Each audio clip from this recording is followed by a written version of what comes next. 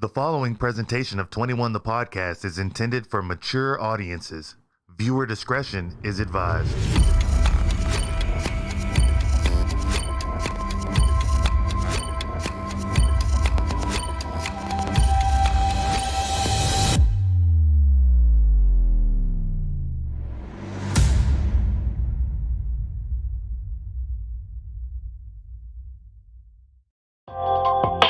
Welcome into 21 The podcast where we talk about all the things that matter.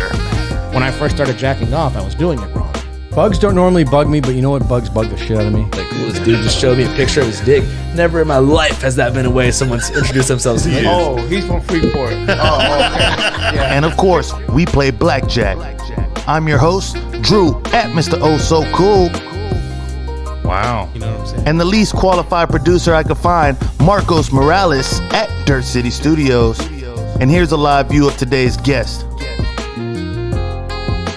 Again, thanks for tuning in to 21 The Podcast. Make sure you subscribe before you go. Other than that, enjoy the show. Bitch!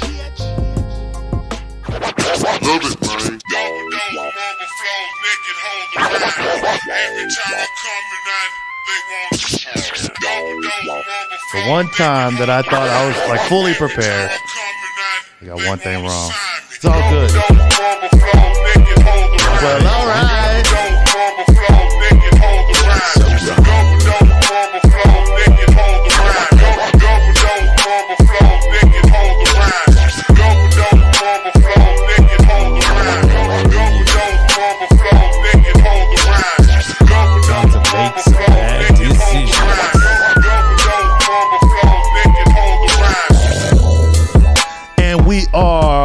Live. I'd like to welcome y'all into 21 The motherfucking podcast. If this is your first time here, make sure you scroll down and click subscribe. If this isn't your first time here, I want to thank you for your continued support. My name is Drew at Mr. Oh So Cool, along with my producer Marcos Morales at Dirt City Studios. And today I don't have on Tia Nicole, I have on Greg fucking Reese once a fucking again. What's up, Greg? Greg Reese. So there is a special reason that I brought on Greg Reese this in particular time.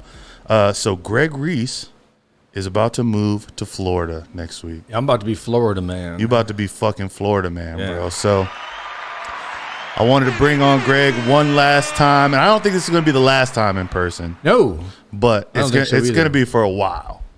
I would imagine. I foresee a future. I see a broadcast of 21 The Podcast from Florida. And I see coming back to Texas, both. Yeah. So bro. Far from the last. Because you're actually moving to where me and Marcos went once before, and I even thought about going live when we were there too. That was before we were able to go live from the road. So, bro, I think that's a perfect excuse to go to fucking Florida. Shout out to the fucking squad. You know where we at. Yeah. So before we get all the way into it, I want to let the viewers know that we do take shots for money, and Greg is going to take and shot. I will take and shot. And shot. And then so all you got to do is super chat in the comments below, or however the fuck that shit works, man. But there is an interesting take on the super chats, and I'm interested to see what's going to happen when it actually happens. It's kind of like a game. It's kind of like a fucking game, and people can actually control the show a little bit. So they don't even know that they're playing until they start playing, and then all of a sudden they're going to be like, holy shit. Exactly. So, Greg, what's the purpose for your move, bro? Mainly to get out of the city. I want to go to a small town. That's the main thing. The main focus on a more healthy routine. As he belches a beer out. Yeah. Well, I am in a bit of transition. Mm-hmm. I think the thumbnail says it all. I've been a victim of, like everyone else, of madness, of the world gone mad and stuff. So, yeah, I'm just getting out of the big city, getting into a smaller town. There's other factors in there. I was sort of weighing. I knew I had to get out of Austin. So I was looking at other areas of Texas, Tennessee, and Florida. Yeah, this has been a long time coming. Like, you've been looking since February or since March. I've been looking. Yeah, since the end of March, I've been looking, and For a while, I thought it was Tennessee. You've heard the whole process. And for a while, I was sure it was Tennessee. But then I took my vacation in Florida. Might have been Texas, maybe down in Tennessee. I was thinking we were looking at Fort Worth area. Shoot, I was even looking at your neck of the woods. Lubbock. Don't tell on me. Lubbock. Shout out to the Dirt City. But when I thought I decided on Tennessee, I took my vacation in Florida. And as I was on my way to Florida, I was like, well, why aren't you going to Tennessee? If you're going to move to Tennessee, why wouldn't you just go to Tennessee in your van? I was like, Right. And then the voice was like, well, it's just Tennessee seems kind of cold. Yeah. Yeah, Tennessee is, yeah. I mean, the only thing I know about Tennessee is Nashville. And I've only stopped there. Like, I do like their airport. That's the only thing I could really say about Tennessee. Tennessee's cool. All I know is a Tribe Called Quest. That's all I know. But motherfucking, Tennessee. oh, damn, we forgot to put your light behind you, Marcos. But Florida. I'm a bit of a beach person, I think. I didn't grow up near the beach. I grew up in Cleveland, but I did live, before InfoWars, I lived in Hawaii. And that was the second time I lived in Hawaii. When I lived in New Zealand, I lived right on the beach. So I can't say I don't like being by the beach. No, 100%, bro. Like, where you're at, too, in Florida is, like, perfect. And, I think so. And I think you're, like, what, like 15 minutes from the beach? 10 minutes. 10 minutes. 10-minute drive. From Bro, the that's beach, fucking yeah. sick, bro. Yeah. Because, like, and then the weather's good all year round. Yeah. It's even better than here, I think, because I went there, and it was supposed to be 10 degrees cooler than here. And I got there, and it felt just as hot, if not hotter. And I guess it's the humidity. And I liked it. I like for whatever reason, I'm a heat junkie, part reptilian or something. Bro, I fucking love Florida, though, man. Every time I've been to Florida, like, I lived in Orlando for a while, and I liked Orlando. Orlando was cool, but since I've gotten older and I've been able to, like, travel to different places in Florida, like Miami, fucking Naples, Fort Myers, like, like, Destin and Panama City Beach is still my favorite, like, place to visit in Florida. Just because the beaches are fucking awesome. I'm driving through there. I need to. I guess and I've been hearing such good things about it. I should definitely plan on stopping by there for lunch. Actually, when I drove into Orlando from Houston, I did the stop in New Orleans because it was like 5-6 hours, and then from New Orleans it was like 5-6 hours to Panama City Beach, and then we stopped there, and then it was like 5 or 6 hours to Orlando. Perfect. Yeah. Yeah. But you said you're making a stop in New Orleans. Do you have any plans for that? I have no plans. That's the most exciting part about the trip. I'm very much looking for, at this point, I'm looking forward to having it behind me and just kind of getting back on my routine and settling in. But I am looking forward to the road trip very much. So I'm going straight from Austin to New Orleans. Should make it in New Orleans in good time to settle in, get some stretching, get a little shower in, and then go find a restaurant. I figure New Orleans has got good food. So I got a place right down in the French Quarter. Fuck yeah. And I was looking for good restaurants, and I saw like 4.9 and 5-point reviews, which is something you're not used to seeing. So that was kind of cool. I bet they were good. It was pretty good food. The only reason, like the most like popular one when you think of, or I guess most like mainstream one that you think of New Orleans is Cafe Du Monde. Oh yeah, I've heard of that. You're right. And I've always wanted to just stop there for fucking beignets, because when I did stop in New Orleans, I went to the Cafe Du Monde that was in like the mall, and they had beignets. That's all I wanted while I was there. And man, I haven't had, on purpose, I haven't had beignets since I went there, because it's just like I don't want to ruin it. What is that again? It's like a dough, right? Yeah, they call it a donut, but right. But it's not really a donut. It's like a little pillow donut, and then they just but it's just fried dough and with fucking powdered sugar sprinkled on top of it. Mexicans call them sopapillas. Right. Kinda And then we put some Sopapillas. honey in that motherfucker. Yes. Yep. Straight up. Bro, there was this place called Pancho's in Houston. Yeah. I remember that bitch when I was little, and they had the little flag that you could raise up. It's like, you could bring me some more of those fucking sopapillas. Bro, do y'all Greg, you might not know about it, but Marcos, do you remember Shoney's?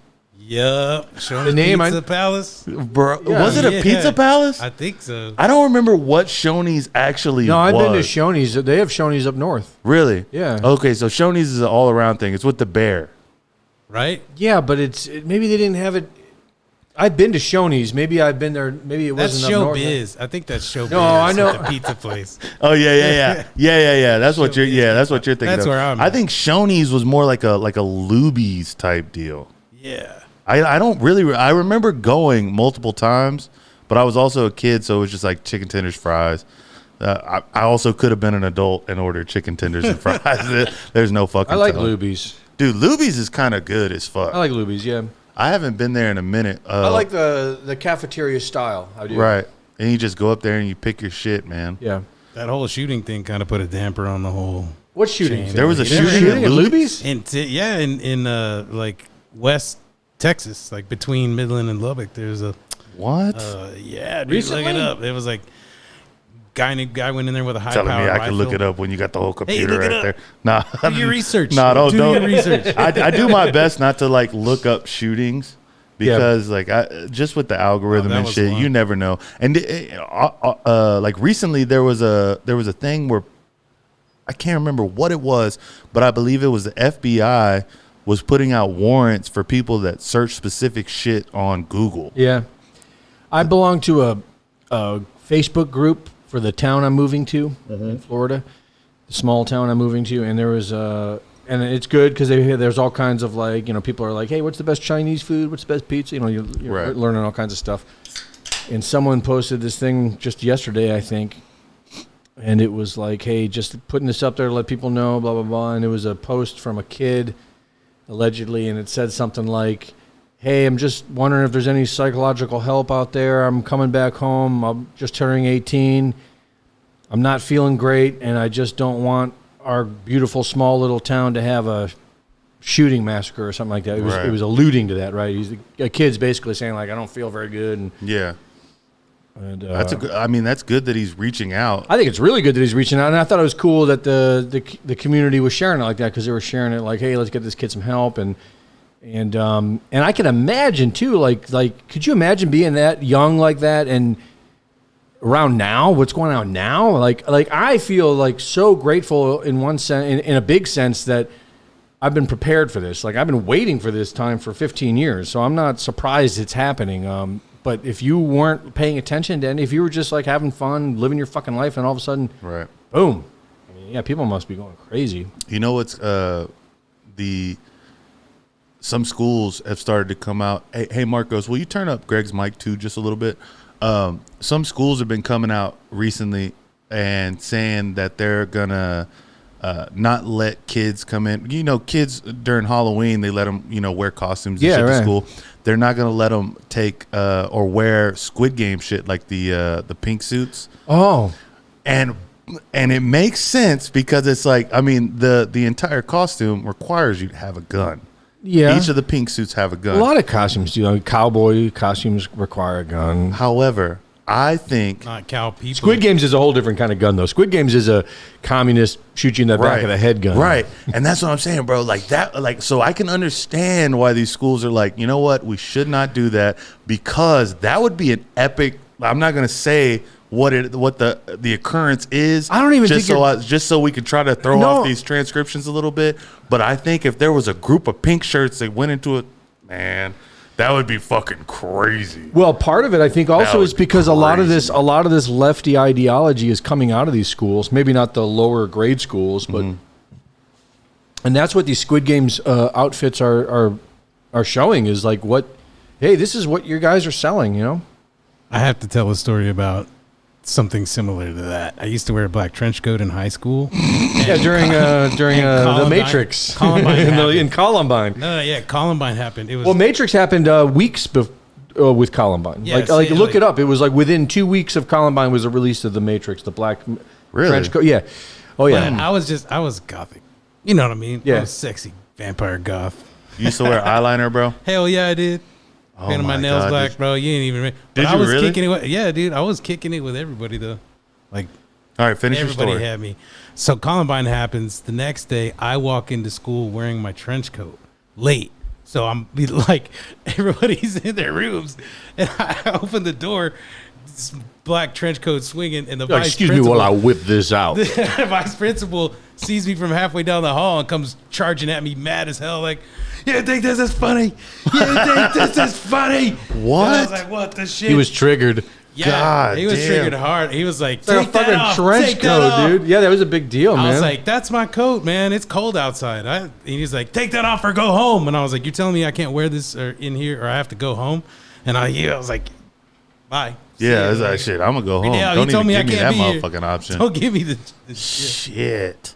I think it was like within a month of the release of The Matrix, and so it was so close that like it was hard to imagine that they were imitating The Matrix. It was more like they were inspired. It was more like they were already doing the black trench coat It was things, and then the before, movie actually. came out. I'm so sure the it movie was before. 1999. 99, because Columbine was 96. Oh, was it really? Yeah, Columbine was early, bro. Black trench coat mafia shit was. Yeah, I already think a that thing shit was really early, and I think a lot of people were just wearing trench coats, like even before, like I mean, Columbine shooting was April 20th, 1999. Oh, 99. And when did Told Matrix you. come out? So that was 99. So Columbine was 20th. April 20th. Oh, 420, Hitler's Matrix, birthday. yep. Matrix was, I told you, I have an incredible memory. You know what? The Matrix was 1999. It was Incredible memory. I do. March 31st. April, you go. March. Oh, Jeez. damn. Wow, that is kind of Yeah. interesting. So the Matrix is responsible. So for 10 days, a month. April, Yeah, March. it was a month and like It's like a month after. So the Matrix Yeah. was after Columbine. no April. Oh, you said before. maybe, yeah. Oh, that's right. March, April. That's right. Yeah. Okay, so I was right the first time. Like weeks. January, February, March. No, April. you're right. No. April 20th is after March, so it was 3 weeks after the release of the movie was Columbine. Reverse. April, March, April. Hold on. No, the movie January, was March. February, March, April's after March. and April is when the movie came out. March was when March is the shooting Matrix. March 31st happened. is No, the April Matrix. was the Matrix. March 31st is the Matrix. I'm looking at it right Okay. now. Okay. January, February, March. Okay. April okay, 20th. right. Hitler's birthday was the Columbine thing. Wow. So yeah, it was just weeks after the Matrix. And I saw the Matrix 3 times in a row the first week. So like, and I wasn't the only one. A lot of people were like, wow, the Matrix. Yeah. So when Columbine came out and it was the black trench coat mafia, no one talked about it because it was just too weird. But Yeah. boom, there it is. It's like, and here they are. And that was the most sexy part of the movie was them in their black trench coats and the guns. That shit was sexy to you. that shit was life for me. What are you talking about? Just without the guns. What's interesting about the Matrix now trilogy, I guess about to be trilogy, and I didn't know this, is that you told me that the director or whatever, or the creator of the Matrix, They're is now- transsexuals. Yeah. Both of them. Both Let's of be them. careful. Let's also be careful. I was about to say trannies, but they don't like that word. No, you can't say that word. What did Dave Chappelle say? He said a bunch of things. I personally think they're hypocrites because they're claiming to be transsexuals. I don't know if they've cut their balls off or not, but if you don't, first of all, I don't support doing that. I think that that's an extremely radical, crazy thing to do, to cut your nuts off. But Let me if you're stop you gonna- for 1 second. The beliefs of my guest have nothing to do with 21 the podcast or myself. Continue. Yes, this is completely my own radical thinking, but I think if you're going to call yourself a transsexual and you don't cut your nuts off, I think you're kind of full of shit, or you're a wannabe. You're just like a cross-dresser. Because I mean, what if you're a transsexual and you do cut your nuts off, and then you hear some tranny who doesn't cut his nuts off say he's a tranny? Like, let's what stop saying the- tranny. It's just so much easier than Yeah, but it's 2 syllables. So is the F word. Transsexual, 4 Trans- syllables. It's half the syllables. Well, Trans is well, okay, right? See, Can I say trans? Trans? yeah, you can say trans. Okay, I trans. think trans is the appropriate 1 syllable. 1 syllable. Boom. Let's There you go. get it out of there. They were thoughtful. But So they're I don't know if they cut their balls off, but I don't think they did. I think they're just saying they're trans. well, a lot of the people that are getting upset about the Dave Chappelle shit haven't necessarily watched the goddamn special.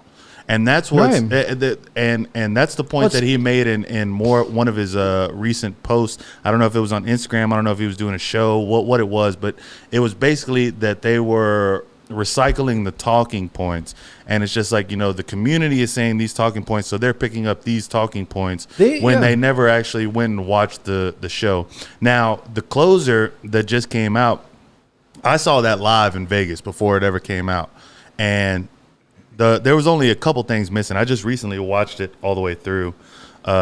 like on Netflix because like I would start watching it and it's like, okay, I've heard all this, you know, I've saw this special already, but there's a lot of things that he's kind of like being just straight up about it and just making a point to where it's like, there's no way that the entire community that's made statements about him has watched the entire thing, man. It's just a fucking shit show. Well, they know that though. I mean, it's they know what they're doing is political. They understand what they're doing. They understand. That's one point he made. They're not offended. Well, that's one point he made. Yeah. He was like, if the black community took on the man, I can't say it exactly how he said it, but it was basically like the gay movement. If black people would have took on that a long time ago, like the way, because they seem organized with it, you know, they're all together about that shit. He was like, that seems like how we should have done it a long time ago. And then it was like, we couldn't. All you need is government like funding. All you need is the bankers behind you. You need Nike behind you. If the black community, that's a very solid if point. only the black community could have gotten Nike and George Soros and the Federal Reserve Bank and all these things behind them, then they would have fucking had it, you know. Nike kind of threw it off because the black community does have Nike behind it. Well, Now they do. Now. Yeah. Man, fuck. There was, but you know what? If you do look up the history of fucking Nike, I can't remember it like off top right now, but that is actually a very. Oh, look at that! We got a fucking. You see that? Well, we got a think very annoying sound. Alex Drones. Shout out Alex Drones. Hey yo, the first shot. What was that sound for? That was a shot sound. Yeah, that was the super chat sound. So the first. So this is Greg's going away party right now. Was that Alex Drones? No. You're not taking a shot yet, bro. Because what I'm saying is these are going to be $20 shots. All right. So he put in $5. We need 15 more till we get it. Okay. But shouts to Alex Drones, bro. I appreciate you fucking. You got the first fucking tone. Like that was the first tone that Alex ever came Drones through. was the guy who Here, I'll take a chug. I'll take a chug. who tagged me we'll in that definitely chug. dude image that I told you about, where I learned that I'm banned from Facebook for 30 days, but apparently if you tag me in something, I'm able to share it, post it or whatever. Yeah, That's the workaround for Facebook. that's the workaround. So what do you think? I don't think about- it's worth There was a- anything, but There was a question There that it went is. with the super chat. Oh, what was the question? It says, "Will Greg come on the Liberty broadcast before he moves?" who's asking? Alex Drones. Probably. He's the switcher over there. Oh, he's a switcher there. Yeah. Greg's got a tight schedule between Probably now and not because probably not. I booked this show in ahead of time, and I got like 6 days, and that's pretty tight. Yeah, You see the bedhead. Yeah. He didn't even have time for makeup. I mean, I don't look like a total bum for nothing. Actually, that's a lie. Actually, that's a lie. It reminds me of a story when I was meeting my parents for Christmas like 10 years ago, and they were out of town, and I haven't seen them in a few months or whatever. And I went to meet them at the hotel they were at, and as I was walking up to them to give my mom a hug, they were like, I think it was my mom or something. It was like, "Oh, honey, a bum is coming up to us right now to ask us for money." Like, was that real or? No, that was real. And then when I got, like, my mom got nervous that I was a bum coming to ask for money. And then once I got, like, within 10 feet or whatever, then she was like, "Oh, it's Greg." So this is nothing new. Yeah. And so when he, Oh, we got a caller. We got a caller right now. Did I turn off my ring? No, that's a dumbass fucking ringtone. Yeah, you should put it. Hey, caller, what's your name and where you calling from? I said caller. What's your name and where you calling from? Hey, caller. Hold on, let me make sure it's on this. Oh, here we go. Hey, caller, what's your name and where you calling from? It's Jules, and I'm calling from LA. Get on that, Jules. Los What's up, bro? Angeles. That's Julian, bro, from work. oh, Yeah. Yo, Yo. What's What good, up? bro? not much. I was just watching, seeing y'all are taking callers, so I wanted to say what up. Shit, what up, bro? How's it like in LA right now, man? I know this COVID crazy over there. No, bro, everything's chill out here, man. Everything's It's back opened up? Yeah, it feels like normal, to be honest. Damn, that's live. Yeah. Shit, man, because I was just looking. I have to take a couple more flights like before the year's end, so I can get my fucking companion pass again. Fuck Southwest, by the way, y'all motherfuckers. Y'all extended everybody's shit but mine when I already had one. But yeah, I was like looking at spots in California, but I was so standoffish about it because I didn't want to fucking deal with all that extraness. No, I mean, they don't even check back cars or nothing. Like, people say they do, but, bro, like, I'm chilling without a mask. Like, I got it is friends in fine. LA that are posting videos of them partying. Like every week, I'm getting pictures of them. They're posting. Yeah. Shit's normal out here. How you been, bro? I've been good, man. Just working, doing my thing out here. Getting that drone footage going. What's up with the pilot's license out here? Oh, you got a whole pilot's license? Yeah, I've been working as a contractor for this company just doing, real estate videos and stuff like that. So it's been... Oh, shit. Man, I hate that it fucking starts with that goddamn... Hey, Julian, you got some liquor Who over is there? that? Who is that? You got some liquor out there? Yeah, Julian, I'll you got crack some a beer liquor? open. I don't got liquor. I'm going to crack a beer open. All right, crack one for it. All right, Greg. Here's your and shot. Good hearing from you, Julian. Yeah, fuck yeah, bro. Hey, yeah, I know. I just started watching, but I overheard you, like, you're moving too. Yeah, you were. right? Yeah, you were like one of the first guys I think I remember meeting around the place. So when did you leave? When was the last time I saw you? What was it like? Oh shit! I can't remember when you left the I cruised HQ. out. I left literally December 2019, like right before before Oh, shit COVID. cracked off, man. Fuck. Well, Julian, I mean, you want to talk about What's anything up? else before I let you go, bro? I just want to say, hey, if you do come out to LA, hit me up. And Greg, I hope all goes well out in your move and whatnot. And Marcos, stay fucking blazing, bro. Hey, shouts to Julian, man. Julian, thanks again for calling in, brother. So shouts to fucking Jessica for putting that 20 down so we can give me some horns, Marcos. Shouts to Jessica. Give me some music too, man. Let's say fuck it. Yeah. I got to get that H-Town shit, man. She says, well, I think you need to have a shot. I think So she's here's right. 20.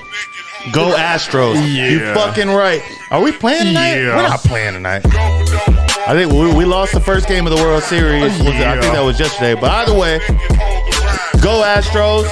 Shouts to Jessica.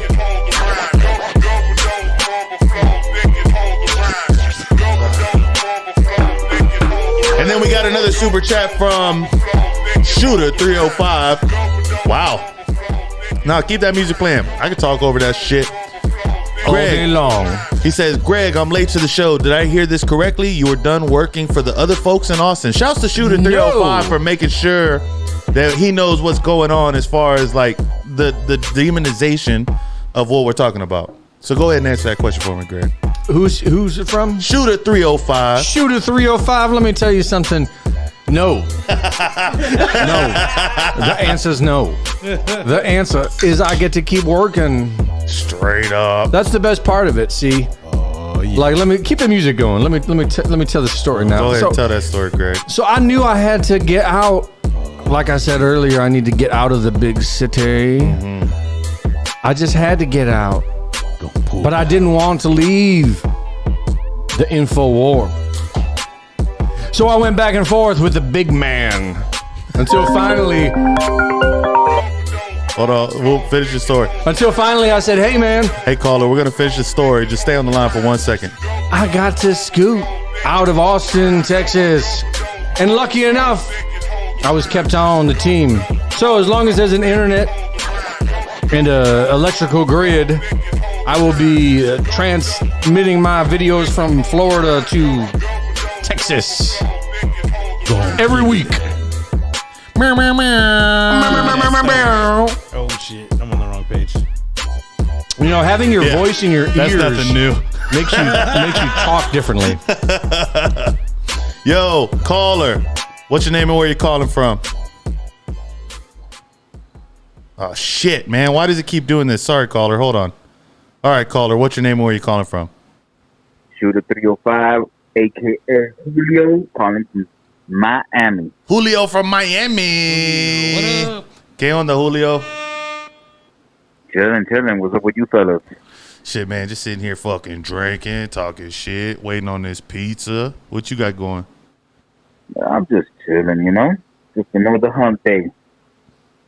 It is hump day. It is hump day. It is hump day. Forgot the hump. What'd you do today for hump day? Did you celebrate? Nah, just chilling, brother, man. You know, just here, grinding, making moves, getting through all this craziness that's going on in the world. But overall, man, I'm grateful. I'm good. What's You know? Miami like right now too? Because I know they were super heavy on like curfew and shit during everything. How's that looking? Word. Then the governor did the flex, and the local politicians they're all buying into what's going on. Right. But once the governor set the precedent, everybody was just like, yeah, we're not. Oh, okay. So y'all basically just moving around freely? As free as we could be. Shit, The club, man. the Clubs club, back open in everything- Miami Everything is popping, man. Nice. till 4 a.m. 4 a.m. I mean, Oh, right now shit. there's actually an election next week for South Beach, where they're trying to limit the curfew to 2 a.m., but it's looking like it's not going to pass because there's just too much money involved there. Yeah, 100%, Yeah. man. I mean, that's the thing about Florida is like you want to be out late when you're in fucking Florida. Especially Miami Beach or South Right. Beach. Yeah. Right. It's like Miami is known for like it's a party fucking Vegas, thing, man. South Beach. You Right. go to these places, you're gonna. I'm surprised it's closed at 4. New York's open until 5, and it's cold. It is cold in New York. Right now it's actually pretty good weather.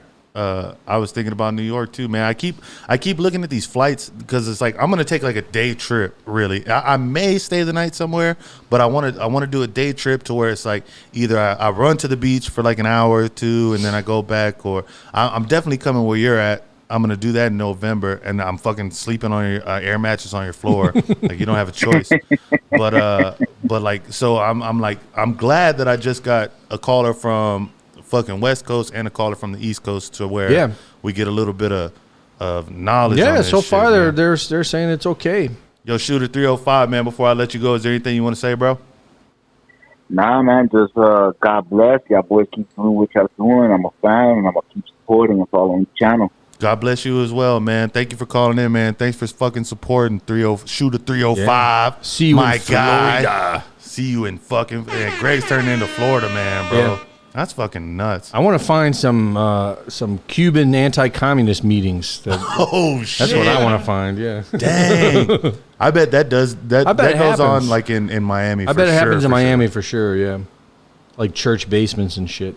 I'm going to Cancun in January, and I didn't realize until we like looked at the map or whatever.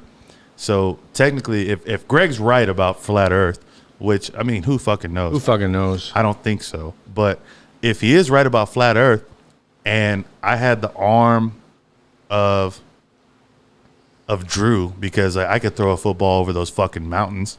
I just gotta throw a Uncle football. Drew. I just gotta throw a football over Havana, Well- and most Cubans are pretty short, so I don't think they're gonna intercept it. And I could throw a football from Cancun to where you're at. I believe you can throw the football. Yes. But the weather might fuck it up and everything like that. So It's a the good way point. the way to Very do it solid is point. I mean, because you got the arm obviously, Mm-hmm. but the way to do it is to get like a laser that you can point like that. You're pointing in an exact degree direction to where I can be on the other end, aiming a camera exactly at that like degree Or a mirror. or a mirror, and then So you then can I would know.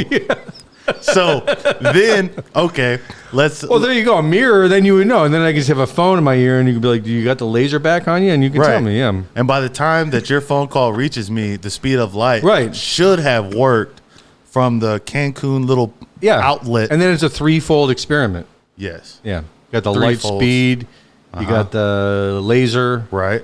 and you got the mirror. Right. Yeah. Mirrors are a weird thing in itself. It's like, who the fuck are you to tell me what I look like? Mirrors are a weird thing. I've been fucking with mirrors in Premiere lately and as the preset, and it just doesn't seem to make sense. I mean, I can always make it do what I want it to do, but when I first opened it up, I was like, what the f-? Mirrors and After Effects are a lot better. Yeah, I'm sure. What we looking like with the pizza, Greg? I see you keep looking Oh, at I it. just keep. I don't want to miss it, but I'm fine with. I can go wait a little bit longer. It looks like we're at about a half hour away. So Oh, perfect. 9:30. Oh, yeah. Yeah, we're good. 9:30. That's 45 minutes. And our driver is named Savannah. Savannah. Hey, I know Very nice. Savannah. So I just chatted with old Savannah from the shop recently. she's Old with Savannah. Blaze She TV plays now. now, yeah. She sounds like she's doing all right. Dude, I was super surprised to see that Jones was so happy when he went to Blaze. Yeah, me too. But I think what I love about it is we're running a promo from that where he's like talking about how everyone's been red pilled, and he's like, and I guess even I can't think of the guy's name now again Glenn Beck. I guess even Glenn Beck's been red pilled or whatever.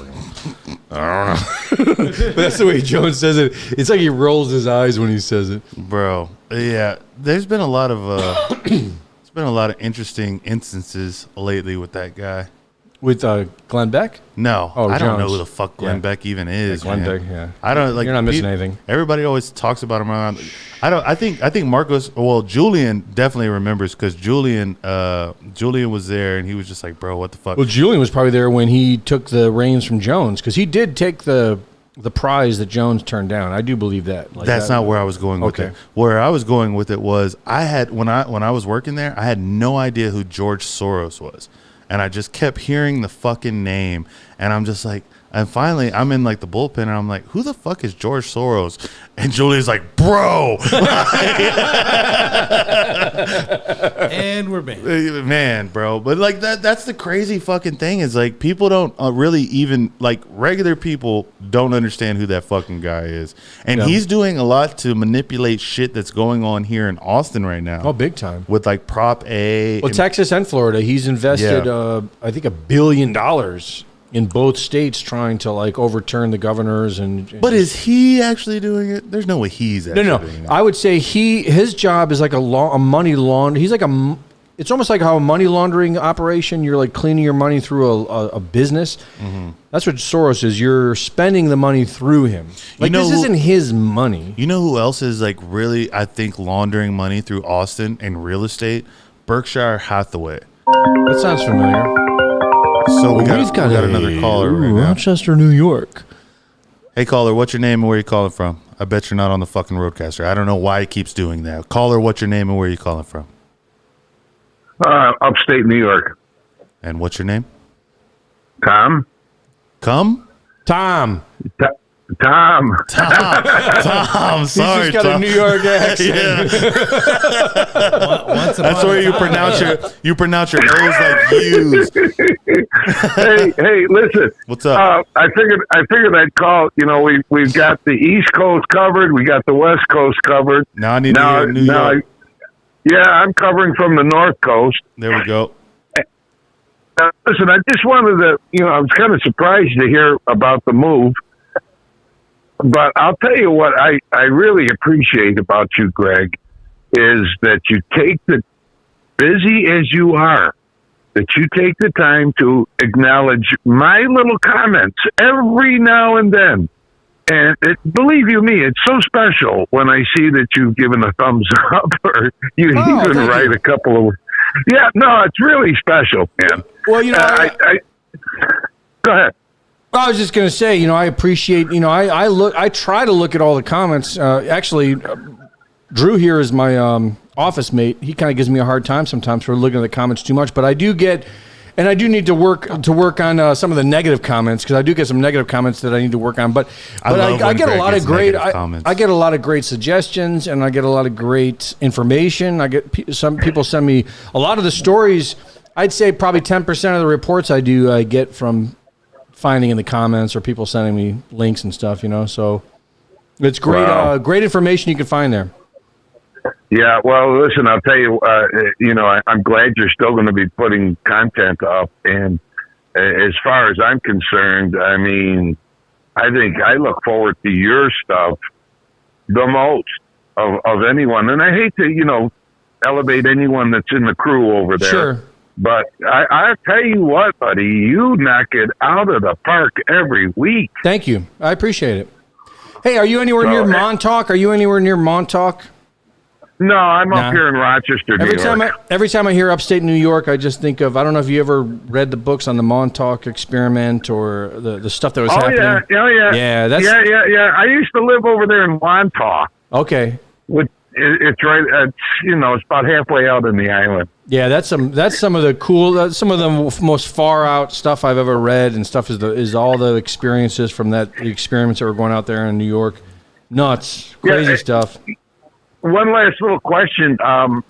I heard you mention that you're headed to a small town over in Florida, which is very cool. But my question is it somewhere off of Route 27?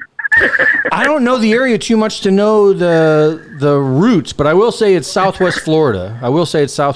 Which I... Oh, okay. Yeah. I don't think that's true. That it's Southwest Florida? Yeah, I don't think it's Southwest Florida. It's more central. When I was there on vacation, I kept seeing SWFL in like. Hey Tom, before we let you go, man, is there anything else you want to say? No, I'm good, man. Thanks for letting me on. Hey Thanks, Tom, Tom. thanks for calling, man. Seriously, thanks for tuning in. Yeah, I don't think it's Southwest. I don't think it's Southwest. It's definitely west. Yeah. But Florida is like built like the armpit of the nation, so you could never fucking tell. Yeah, it is weird. Yeah. It is weird. And it's weird how it only seems to take an hour to get from the east side to the west side and the west side to the east side. Right. Because I drove from fucking from Miami to what was it? I guess it was Naples, but we were moving a little like more like it was kind of diagonal that we were moving. We went down Alligator Alley, which Alligator Alley, if you ever get a chance to go out there, and I'm sure you're gonna drive it, but if you just think about the amount of people that have been thrown into these marshes and disappeared. There's no way that there isn't a bunch of bodies that have been discarded on Alligator Alley. Well, I plan on visiting these areas in my free time, but not for alligators, but for Bigfoot. Mm-hmm. Because Here we go. Yeah, my latest pleasure time has been spent on Bigfoot. Apparently, Bigfoot's real. I kind of already knew this. I remember years ago, but Bigfoot's big in Florida. I guess we're going to talk about Bigfoot. Bigfoot's big everywhere. Yeah, that's what I've heard. Bigfoot is pretty big. All right, so I'm going to talk about Bigfoot for a second here because while you do that, I'm going to run to the restroom. All right, so perfect. if a caller calls, I'll answer. Yeah. All right, so I remember back in like 2004 when I like had my red pill moment or whatever. My red pill moment was based. It was triggered by the moon landings and whatever. Everyone's got their own little story, but you know how it goes. Once it happens, and then you start seeing everything, and everything. Your mind just starts getting flooded, and you realize you were living in like a magical realm. So when that happened, I remember thinking. I do remember going through a brief period where I was like, all right, well, Bigfoot's real. All right, I can see that. Makes sense. And then when you go through the UFO abduction rabbit hole, you're going to find several different people that describe what looks like a Bigfoot on board a spaceship. That's a very common thing you're going to hear. And so, you know. Apparently, Bigfoot stick smells horrible. Well, yes, that's in Florida. The Florida Bigfoot they call the skunk ape is the name for the one in Florida, and that goes back many years. But if you had hair over your entire body and you never bathed, you would stink pretty bad too, and I would too. Dingleberry town, oh yeah, bro. I wouldn't even give a shit. People would smell me a mile away if I had hair all over my body and I never bathed. I mean, I don't even need hair over all my. If I just never bathed, people would smell me a mile away almost. So do you shave your whole body? Bigfoot is Bigfoot is notoriously stinky. You shave your whole body, Greg? No, I don't shave anything. I occasionally shave my chin and my face. So then I just recently I just was struggling for television content because I can't handle the propaganda. I can't handle the mind control. I can't handle the advertisement. So I'm just, I'm running out of options. And I stumble across some Bigfoot. I think it was an Amazon Bigfoot movie that got started. And now I'm on to These Woods Are Haunted. And I believe it's on Discovery or something like that. These Woods Are Haunted. And I'm watching it for the second time in a row now. I've already buzzed through like 3 seasons. But they're mostly Bigfoot. stories. They're mostly personal accounts of Bigfoot. Some of them are like apparitions and ghosts, but most of them are Bigfoot. And I'm fairly well convinced now that Bigfoot is real. And the biggest mystery is the magic of Bigfoot, because Bigfoot's obviously magical enough to not be detected. So if we weren't in such dire straits right now, if I wasn't like concerned about, the entire free world falling in and crashing in on us, I'd probably be moving in the direction of becoming a Bigfoot researcher, a Bigfoot hunter. Because I'm telling you right now, fucking Bigfoot's real, man.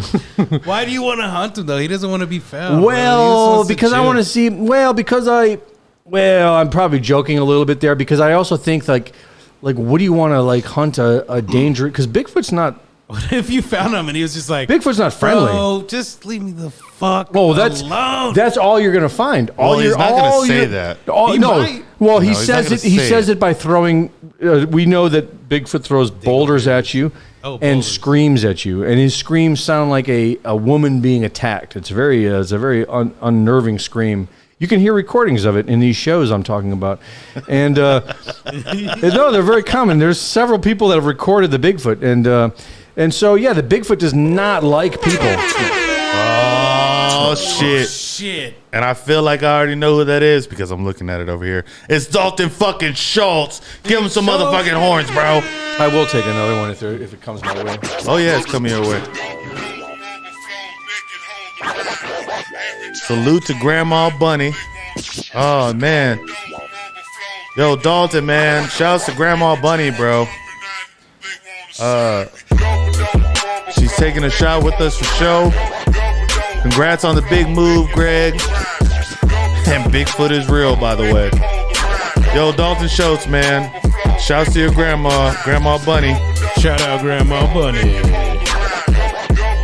We're gonna wait for Greg to get back and take the shot. Yo, I want to make a public apology to Sunshine. I meant to fucking tell her that we're going live, bro. Every time I'm going live, like I send her the show. I'm like, we could be so keep that music up, bro. Don't turn, bro. You be turning me down, bro. You started talking Nah, bro. I be live, bro. I be fucking live, bro. Nah, but for real, I be sending the show and then I just like get caught up in shit. It's like, man, I be like to share this fucking link on 3 different social medias is a fucking nightmare. I don't understand. I'll get into that in a second. Shouts to Dalton Schultz. Shouts to Grandma Bunny. You ain't taking a shot, Marcos? I didn't ever get my glass, so I'm just taking chugs. I gave you a glass. No, I don't know where it is. Go get a glass. Go get a glass, Marcos. Leave it on 2. Nope, leave it on 2. Go get you a fucking glass. This is for Grandma Bunny, bro. Okay, hold on. Just leave it right there. This is for Grandma Bunny. This is a cover. This is from man, the 90s. you know what? It's like It's from SUC out of Houston. But you know what? Keith Sweat. It ain't Keith Sweat. No way it's Keith Sweat. Maybe the sample might I think be. the sample might be Keith The Sweat. sample could be anything though. Me and Sunshine were doing this recently, bro. It's like you could literally like pick a beat and it's just like you can put whatever song to it. Oh yeah. And it's like we were doing one. It was like some country song, and like it was just like every country song, whatever. And then I was just like, then I was like, a milli.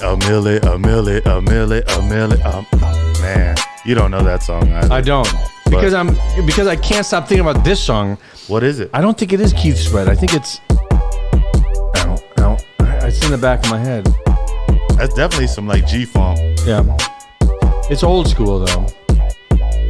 I don't know, but here's the thing about Bigfoot. The thing about Bigfoot is even. Oh, also, hold on. I didn't finish my apology. Let me finish my apology. Sunshine, I'm sorry. I just had to post this shit, but I don't understand why there hasn't been an app that I could just post one thing to everything. And there probably is that I have to pay for it, but fuck that. It's only $99 a month. Right.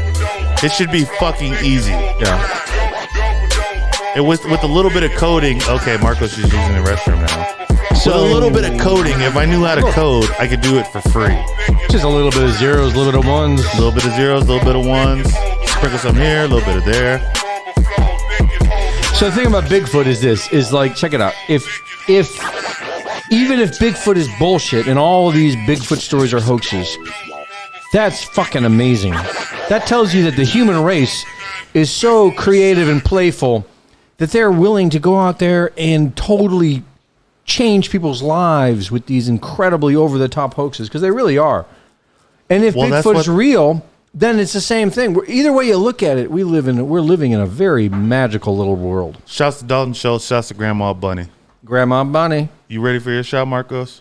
There we go. Boom. All right, let's do it. I agree, though. But you could also say that about pretty much everything that our lives are based on. How do we know that? Well, that's what I'm saying, I think. Anything's real. That's what I'm saying. The Loch Ness Monster, if the Loch Ness Monster was real, they would have found it by now. I think that's the point. If also, if Bigfoot was real, we would have that motherfucker, bro. Wait a second, we do. Actually, one of the things I've learned recently is that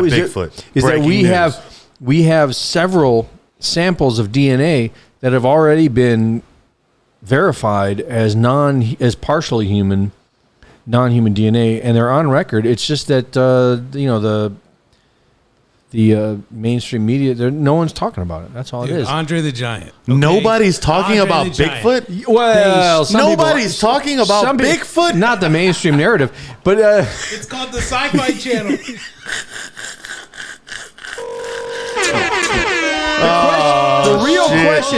The real question about Bigfoot is why do they not want us to know about Bigfoot? That's the question. Why? What's the big secret? Yo, B will just put in a shot for Bigfoot. So we're taking a shot for Bigfoot. Give us some music, Don. Marcos. That's a Don. Yeah, that's my cousin Beeble. No, it says a Don. Yeah, that's his actual name. Okay. I don't call him that. Oh. Cause he's a puta. You gotta chill on this one. Y'all getting too. You're gonna chill? No. You see, Bigfoot just wanna be left alone. Yeah. All right. You just wanna be left alone. Yeah. Bigfoot left alone. Left alone. Just leave that Bigfoot alone. Leave him alone. Stay in the city. Yeah. Don't go in the woods. No. Do not go there. The Bigfoot got the woods. He got the woods on lock. And you got the city now. Yo, shouts to fucking Beeble. Shouts to fucking Bigfoot, man. Fucking A.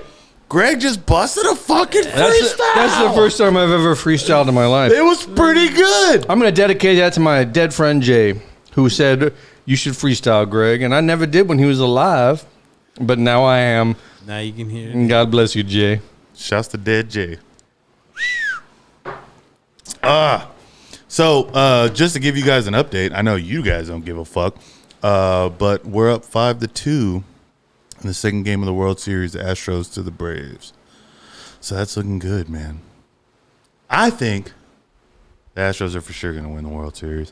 I love, you know what? What's crazy, though, is growing up, my second favorite team was the Braves because of the A, and my name's Andrew. In case you guys didn't know, that's how I say my name too, Andrew. I know where Drew comes from. Yeah, who doesn't? Am I right? One of my only regrets about my my experience here in Texas is that I'm leaving without spending any time, and I'm driving through Houston. I was actually thinking the past few days, I've been thinking I should leave a day early and spend a night in Houston because I love Texas. I lived in Texas 15 years ago, and ever since then I've been saying, because I've traveled all over the world, I think I'm fairly experienced enough to say with some weight that Texas is one of the best places in the world, if not the best place in the world. So far it's been the best place for me. We'll see how Florida is for me, but Houston, I've never been there, and from my educated research or whatever, my educated guess would tell me that Houston is probably the best part of Texas, and that's based on my opinions of what because I like a diverse culture. I like a really rich pool to dip into as far as like, you know, creativity and art and experiencing life and stuff. Yeah. And as far as Texas, it seems to me that's what Houston is as far as Texas. That's where, you know, if you want to find that in Texas, you go to Houston. It's hard for like visitors to like go there. And Houston's so big. It. Yeah. So it's like, where would I fucking stop in Houston if I were to stop, you know? Right. That's what our last guest, Tia Nicole, who you were listed as in the intro, she recently... She's a pretty girl, by the way. Just saying. She recently went to Houston and she said... maybe everything Drake is saying about Houston is true. So what's Drake saying about Houston? Everything great. He loves Houston. All right. Who doesn't? But a lot of people that visit there don't necessarily get that experience, you know, because there's so many things to do. It's so big. You got to have the get right. Lost. Right. Yeah, you don't know where to go. You could easily have a bad time in Houston. I could see that. You could easily have a bad time there. I But used to tell people to go to Fogo de Chao there because it used to be the only place in the States that had one. And somebody took Fogo me de there Chao once. is fucking awesome. Fogo de Chao was the first Fogo de Chao in U.S. was in Houston. In Houston, it was the only Wow. one in the entire U.S. And then they put one in Dallas. Like after I was that. there's one in Austin too. That's the only one I've been to. And Now they spread out. After Okay, that, well, but that- for that- a while, yeah, that it place was- is awesome. Houston was. I was like, if for that alone, go to Houston and eat at that place.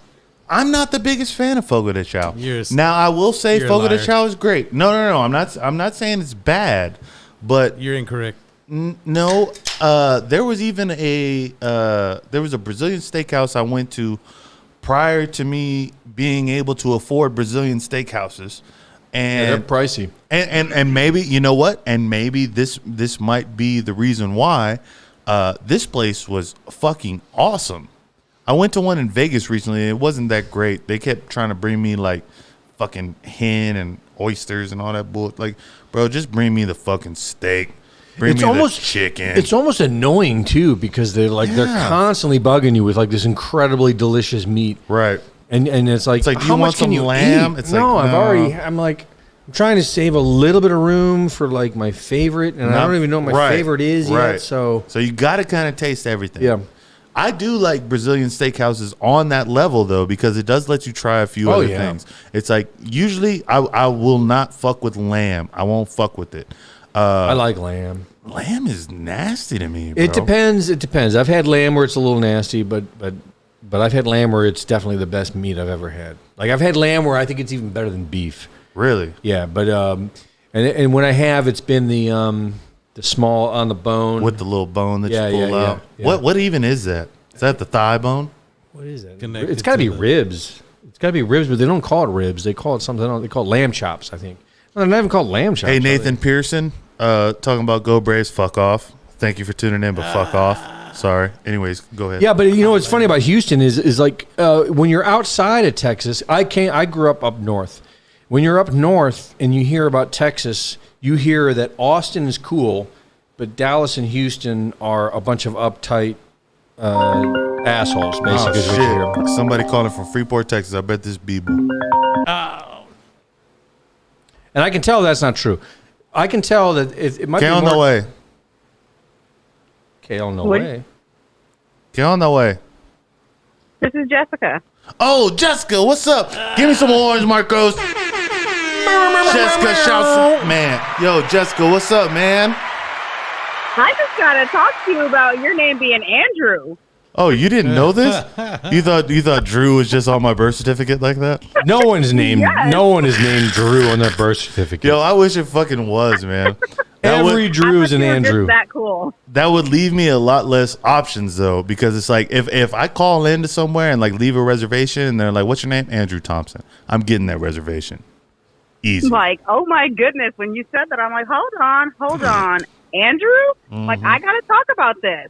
Like, this is not cool. It's a little unfortunate. I will say that into a regard of coolness, for sure. Yeah, Definitely. Fucking shit. How you doing, Jessica? I'm doing good. I fucking love you, by the way. I love you too. I miss y'all. Yo, I'm not even worried about the fucking the Astros because they're gonna win the motherfucking World Series. Oh, well, they're winning right now. So, yeah, I mean, I already that's fucking good. know. We're all fucking good, man. Yo, how the kids doing? The kids watching right now? They're not. They're in their rooms, probably sleeping. I'm fucking sick of it. They've been busy, so they've been sleeping. But I got to get out to Austin one day and go see you in Sunshine and hang out. Yeah, for sure. Yo, I'm coming down there for Thanksgiving though, for sure. I'm gonna stop by 100%. Oh, that's great because we're gonna be off and we'll be home. 100%. I'm sliding by. And I'm gonna just fucking scream outside like Chato, come outside and fight me because I have to. And that bitch ain't gonna come outside and fight me, just like always. Well, he's been around apparently because we've been having little moments here at the house that we're noticing things. So what Chato been doing over there? Man, I don't know. It's like he's been in the room. I can tell you that much. Like I can just feel him in the room. And Adriana said she saw him. She saw somebody open my bedroom door at 1:00 in the morning, and it wasn't me. Man, wasn't nobody else here. So what a creeper! Yeah. Are you sure there wasn't Bigfoot? Oh, here we fucking. Bigfoot. I don't know because Bigfoot is real. Fucking A, man. You never here know. we go. I mean, I don't think Bigfoot normally doesn't come into the city, but you know, Hey, he might hang out. You never know. You never know. He is magical. Exactly. I mean, the magical part is what really transcends everything else. You never know what's going to happen then. Yes, you don't know how he'll show up, or No. like how he'll show up in your house or out in your bushes or where he be at. Yeah. But Well, you know, you can have a suit Bigfoot and tie. stays in bushes. Yeah. Hey, we got all kind of wild animals out here. You never know. He might be out at the beach hanging out and just roll up. Yo, I mean, I've never heard of a beach Bigfoot. Honestly, But you don't know. They got a swamp Bigfoot. I haven't heard of a beach Bigfoot. A swamp Bigfoot makes But sense. they do have a swamp Bigfoot. A beach It's a Bigfoot doesn't make possibility, sense. guys. No, there's It's a no way. possibility. I don't think a beach Bigfoot, because Bigfoots are like nasty, dirty creatures. Right. And nasty, dirty creatures don't chill at the beach, I don't think. Yes, they I don't do. know. Have you been to the But we got beach, bro? dudes You been out to here. Venice Beach? Been to what beach? Venice Beach. I guess they do. I guess they do. I guess you're right, Marcos. Yo. They do. Yo, Jessica, They do. I love you so much. Go ahead. Surfside's got doing, so that they'll be hiding out, guys. I love you too, Drew. Y'all keep on doing what y'all doing. Y'all doing great. Yo, I appreciate you. She's from Houston. Peace huh? out. Yeah, that's Chato's wife. there you go, That's my boy Houston. Chato's Oh, wife. yeah. Man, shouts to Chato, man. I'm gonna take a shot just for Chato.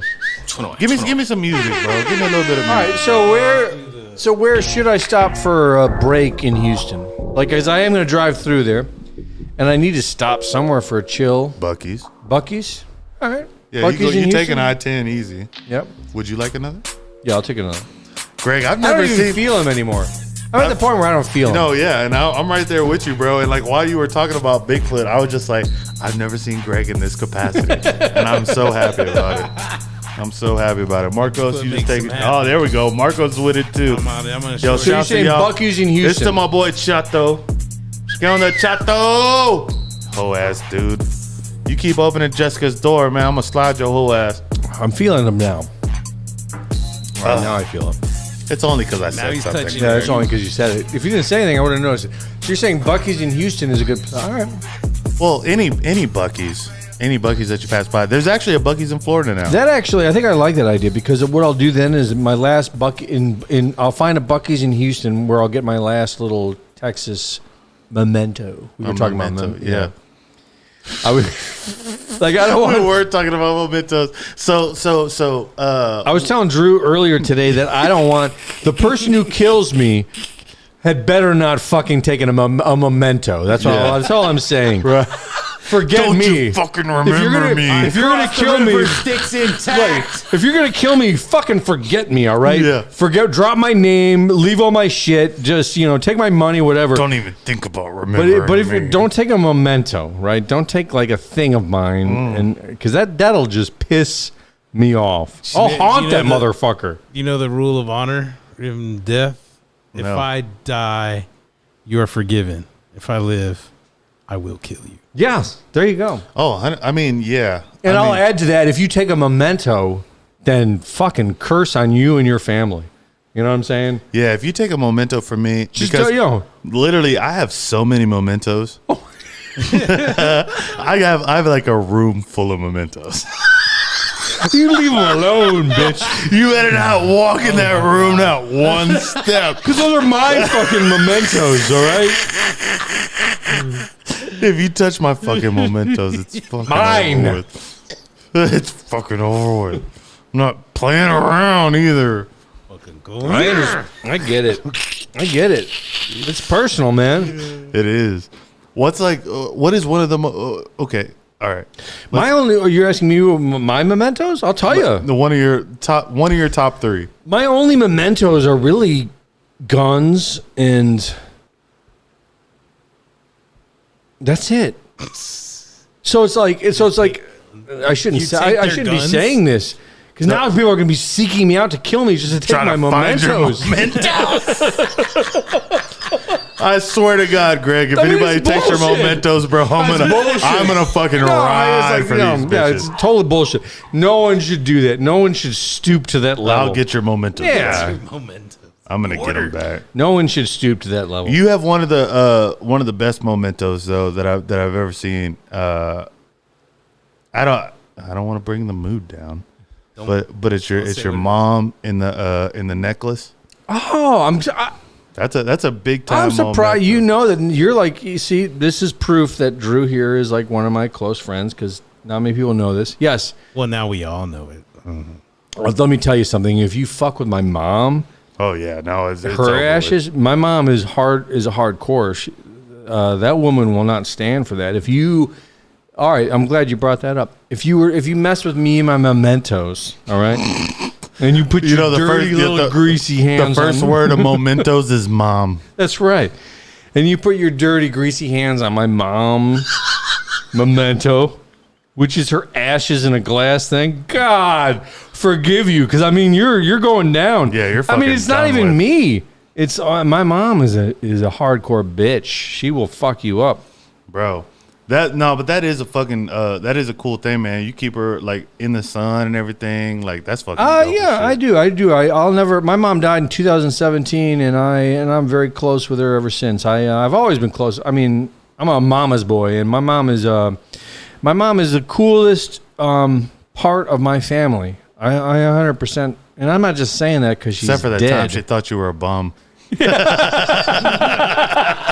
She had that a one point. time. She had a point. She did have a point. I don't really keep myself together like a person ought to, I suppose. But yeah. Yeah. I'm sorry to bring that in, bro. No, I'm glad that was one of the coolest mementos I know. I'm glad of you bro. did. I'm glad you did. I packed that memento up. It's funny. I for a second I didn't know where I put that memento, and then I was like, I think I put it in my bathroom. What do you call it? Your shower kit. Yeah. And I was like, no, I wouldn't put it in my shower kit. And then sure enough, that's where I put all my most valuable shit. Yeah. I'm totally giving it away now. I'll know you when you take it. All my shit's in my shower kit, yeah. We have a tracking device in there too, and it's sharing the location with me. So good luck. No, the reason why we were talking about that earlier is when so in Texas we can carry our guns now with no permit. Constitutional carry. It's fucking awesome. And but whenever I carry my gun, like I think of scenarios because just like I have my gun on me. It's a deadly weapon. What could happen? Or what can I make happen? And I'm not going to go into that, but I always think about like, oh my God, like there's so many things I could do, but I think I think how that makes me a little more prepared is that I've thought of this scenario. It's like there's no way you could sneak up on me because I've thought of this crazy shit. I think already. I think you're right. One of my favorite this is actually a great segue. One of my favorite personalities lately is Cliff High. I mean, Cliff High is older than me, believe it or not. Older hippie who one of the things he supports, he's been covering the whole COVID thing. I'll get into Cliff High in a second, but one of the things he's been saying, one of the things I've heard him say is that a armed society is a polite society. We've all heard that in Texas, of course, but he's not from Texas. He's from the Pacific Northwest. But he's talking about the fact that if everyone was packing guns, then you have a very polite society, and that is true. I agree. I agree with that. I mean, that's 100%. I mean, that was pretty much born in Texas, as far as the entire planet. I would almost say that's sort of That's one of my favorite things in the Tombstone portrayals. Like everybody says, like all these flowery exchanges to each other. Like they're in Deadwood too. They tried to portray where like people were very descriptive with their insults, so that it was like, no, I was reciting a poem, my friend, about your ugly face. Yeah, a poem. How it ought to be. That's really what it is. It's an expression. It's a personal expression. Well, and that's like why certain countries won't invade us. A lot of countries won't invade us because, including China. China's even very well aware. I tried of to this. not say it, but shit, dude, Mexico's right down the street, and which is also very interesting. They toy with it, but they don't there's federal shit involved and all that. But there's also like Farmer John. I've avoided political conversation for most of my life, and before this job. And one of the things I've learned in the past few years is, 100%. That's the best thing America has going for it is guns. I mean, no one can deny it. No one can deny that the greatest trophy we have is the gun, because we've been an inspiration to everyone else for that. Like that's the whole idea of it is like, hey, if you want to like not be fucked with, have guns. Crazy, it's a crazy thought. Our most protected asset as far as land and places here in the U.S. have the most restrictive gun laws. So if anyone was trying to attack the capital of the U.S., like meaning the District of Columbia, it's like most people don't have guns. Right. You can't have guns out there. And it's like the Secret Service and shit. And that makes me think of like movies where they do get attacked, and it's like just the Secret Service that are alive. There's like a bloodbath laying on the street. Yeah. But it's like the Secret Service is like, we're okay. It's like, what the fuck? It's like, there's a lot of people that live here.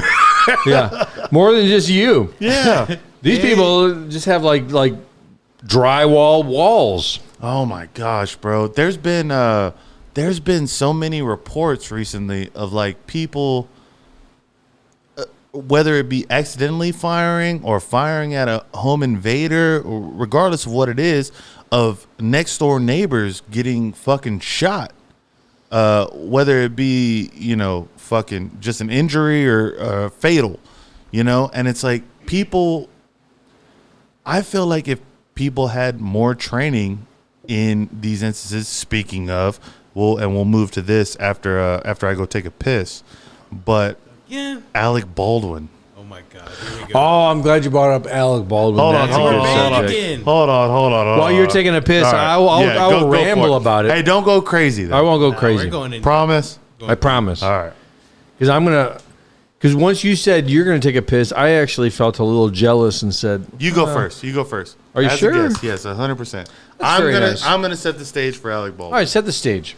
I'm not gonna set the stage. I'm going. No. Yeah. I'm gonna go to the comments real quick. Actually, that's what I've been wanting to do. Dalton Schultz is beefed up about Baldwin. Now we're not talking about it. No. We're going to Baldwin. 100%. We're going to Baldwin. Hold. Let me put on some hold music. Yeah. Thank you. No, I had to. And also, fucking Dalton Schultz. Who was it that said Andy? Yeah, it was Dalton Schultz. Hey man, go and watch fucking Andrew Callahan's episode of it. Like literally the beginning of it, we fucking let people know where Andy stands in the Andrew situation. Like it's a little blasphemous. It's a little blasphemous. Oh gosh. Oh, so there was a few comments about my Andrew comment. Well, how did y'all not know? Did you go pee that fast? I peed very fast. I'm a fast peer. Good peer. All right, we're not talking about Baldwin until I get back. I'm talking about Baldwin. Not at all? No, y'all can just talk about whatever. Go through the comments. I'm going to go through the comments. Where did you leave off at? Just scroll all the way to the top and just see what you want to respond to. So we were talking about Alec Baldwin or Adam Baldwin. Which one are we? There's an Adam, right? There's an Adam. There's several Baldwins. There's Baldwin. There's a whole bunch of Baldwin brothers. They're all.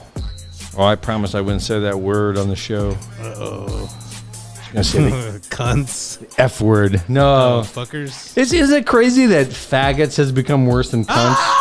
You said No, I mean, the only reason I said it was because you brought it up. I didn't. Cunts. I did not bring it up. What's more offensive, faggots or record. cunts? I did not bring What's it up. more offensive?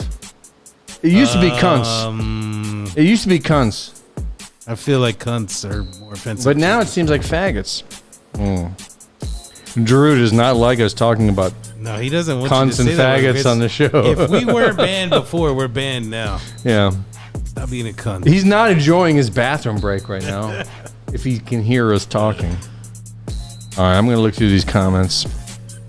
He's watching the. I like to curse. I like to do bad things when it comes to the cursing. Yeah, okay, so no, a lot of comments are saying, am I done with the folks in Austin? No. No. No, I'll be making videos.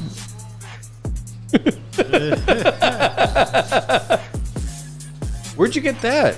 That's not a bad little piece of tooling. Nice.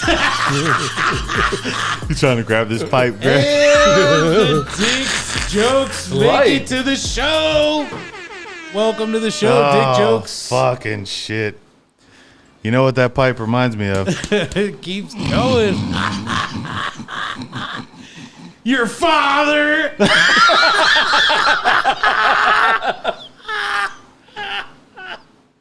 That was a good delivery.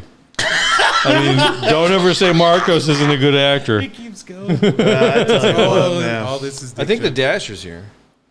I think Savannah's here. Thank God. Hold on, I got the ring, bro. He's not here yet. Oh, no? Nah. Oh, it's dropped off. Oh, he just left it on my doorstep. All right, so we got. So we still can't talk about Alec Baldwin. What the fuck? No, still not. Yes, got all this Alec Baldwin blue ball buildup. Yo, You why gotta did release it. why did this guy pull all the way into my driveway? Like, who does he think he is? He pulled all the way in my driveway. Impossible as I'm parked in there. No, he literally right behind you, like pulled all the way in my driveway. I don't like that. Yeah, it's like he was almost up on the fucking grass. He didn't even buy us a drink first. What the fuck? You know what's awesome? Is I got stung by a bee like 2 weeks ago, and now those bees are fucking gone. Fuck those bees. Fuck those bees. What happened to those bees? Those bees are gone, bro. Dude, that one. Hey, give me some of those paper plates over there, Marcos. Not a sponsor. Did that 1 gallon of soap do it? No, but that bucket of soap has a few of those bees in there, and they're like some sort of, because they're underground bees, and which they're not native to Texas. Huh. Most miner bees are from the Northeast. Marcos is the worst, man. I cannot wait. But most miner bees are from the Northeast. These were definitely miner bees, and they had an underground fucking layer right under my sidewalk that you walk up. You have to walk to my door. You have to walk on the sidewalk to get to my door. You know what I'm saying? And so a couple weeks ago, I was cutting the grass, and I was mowing right there next to the sidewalk, and I had gloves on. They were red gloves, which I feel like is important. But so I'm holding the fucking shit, and then next thing you know, my fucking right hand just is extreme pain. And so I just stopped cutting the grass, and I look down at my hand, and it's a fucking bee just burying his ass in my hand, right? And I got gloves on, so I like try to flick them twice. Doesn't happen, so I just smash them, and like I swipe them off. Next thing you know, my fucking hand is like a pillow, It was fucking crazy. You couldn't even see my knuckles, bro. Like it still kind of itches to this day. I'm pretty sure that this little red mark right here, you got me on here. This little red mark right here is there's a stinger in there. And I just can't get it out because It'll come out eventually. Yeah, eventually. But that fucking guy was burying his ass in my hand hardcore. I don't know why they do that. He was very aggressive with it. It's your house. It's my house. I pay rent here. You pay the rent. They just show up and live here and fucking decide to attack you. Right. While I'm mowing my grass, I'm really keeping it like in You're control for them. Yeah. Right? Because if you didn't mow it, people would start showing up and like looking at them and stuff. They would draw attention to them. So then I let maintenance know, and this guy, I tell you what, this guy is like fucking 86 years old. I only saw him one other time. Nicest guy around, talks a lot, of course, like all old people. They just want to talk a bunch. But he doesn't give a fuck about nothing. When I told him about these bees, I'm like, hey, bro, you need to really be careful. He didn't give a fuck. He dove into this like little garden area where these bees are at, and it's just like fucking spraying shit. He dropped a fucking I didn't even know there's these little plastic things that you could put down for bees and wasp and stuff. And there's one little hole to their like underground lair, and he put it right on top of it. He kind of like shoved it in too, and I'm like, what the fuck, man? That's bravery. Because when you saw the fucking hole, like there was like bees buzzing around it. It looked pretty hot. Yeah. Yeah, it was like I don't think we should fuck with that, bro. But the bucket that's outside the You wouldn't worry. This guy was just this like, guy didn't give a fuck, Yeah. and I'm upset because I had to charge my Ring camera at the time, so I have no evidence of this. But other than the fact that like all those plants are dead right there, but they're weeds, so they grow like fucking crazy. But I did save. So the first night after I got stung, I came back here after the concert and I kicked that fucking bottle of soapy water over into that, right? And it just stayed there. Like the guy doesn't fucking touch anything else. Like he just does what he has to do. He left the bucket there the whole fucking time, right? So there was a little bit of soapy water in there. There's like the bucket that's sitting in the driveway right now. There's like 12 minor bees in it, bro. And when I was looking at the bees, like they don't look like regular bees, you know? Like these things look aggressive. They look fucking stealth. They look like they're built out of fucking metal. Like these things are weird looking, bro. Yeah. And so I really saved them just so you could look at the fucking bees. Bees are. Not sure that that's a bee you're describing. They're not like even when it was a bee, man. It was some sort of bee. For a while, I thought it was like a yellow jacket. Like once I looked at it, Africanized. You never know. Had that extra large stinger. All right, I was about to dog you. But that was a good joke. That was an old school joke from the early 2000s. You kids might not remember that shit. Before killer wasps or whatever the COVID. What was the COVID killer bug? Killer fucking. No, the cicada killer. Yeah. Hey, Marcos might be making fun of these things, but these things will fucking kill you, man. No, they will fucking kill you, man. Because I remember when I was little, I got into one of like the Hot Wheels, like electronic cars back then. They still had those. It was like a little Jeep or something. Yeah. I got stung, and the only thing I remember is waking up in the hospital because like I do remember like swelling up. I remember getting stung. Up recently from this thing. My hand though, and so like once I got stung, I was super fucking like, oh my god, like I started hyperventilating myself because I kind of thought it for a little bit. I'm like, oh shit, last time this happened, like shit went fucking crazy. So like then I chilled out a little bit, but yeah, my hand was fucking wrecked, bro, like fucking wrecked, ballooned up. It was and it was for like a. Bro, and what was crazy too is I got stung over here like on my index finger and my ring finger and pinky finger. It was like arthritis, like the hardest arthritis you've ever felt for like a week. Like those two fingers were just like it hurt anytime I moved them. Also, I don't know if anybody's interested, but I just got a freckle. Greg calls it a fruckle because it's on my knuckle.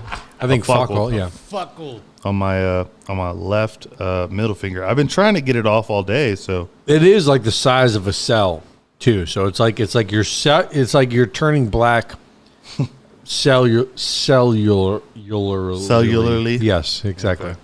1 pixel at a time. One pixel at a time. That's 1 pixel. Actually, no, he's right. It's more of a pixel than a cell. That is more of a pixel. Yeah, no. You're becoming pixelated black at 1 pixel at a time. That's fucking Digital crazy, age. A cell you can't really see by an eye, but a pixel you can see. Yeah. Yeah. You can't by the naked eye. You Yeah. can't see it. So, Greg, what's the first thing you're gonna do when you get to Florida?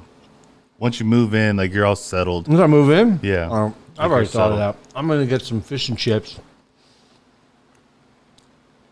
I know it's a boring answer, but I'm a food person, so I'm gonna get some fish and chips, and then I'm gonna dip into the salt water and say I'm home, and then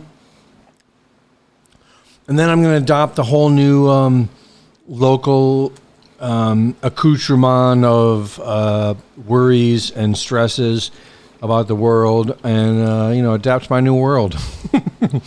Because I know I've done this so many times. You read my book, so you know that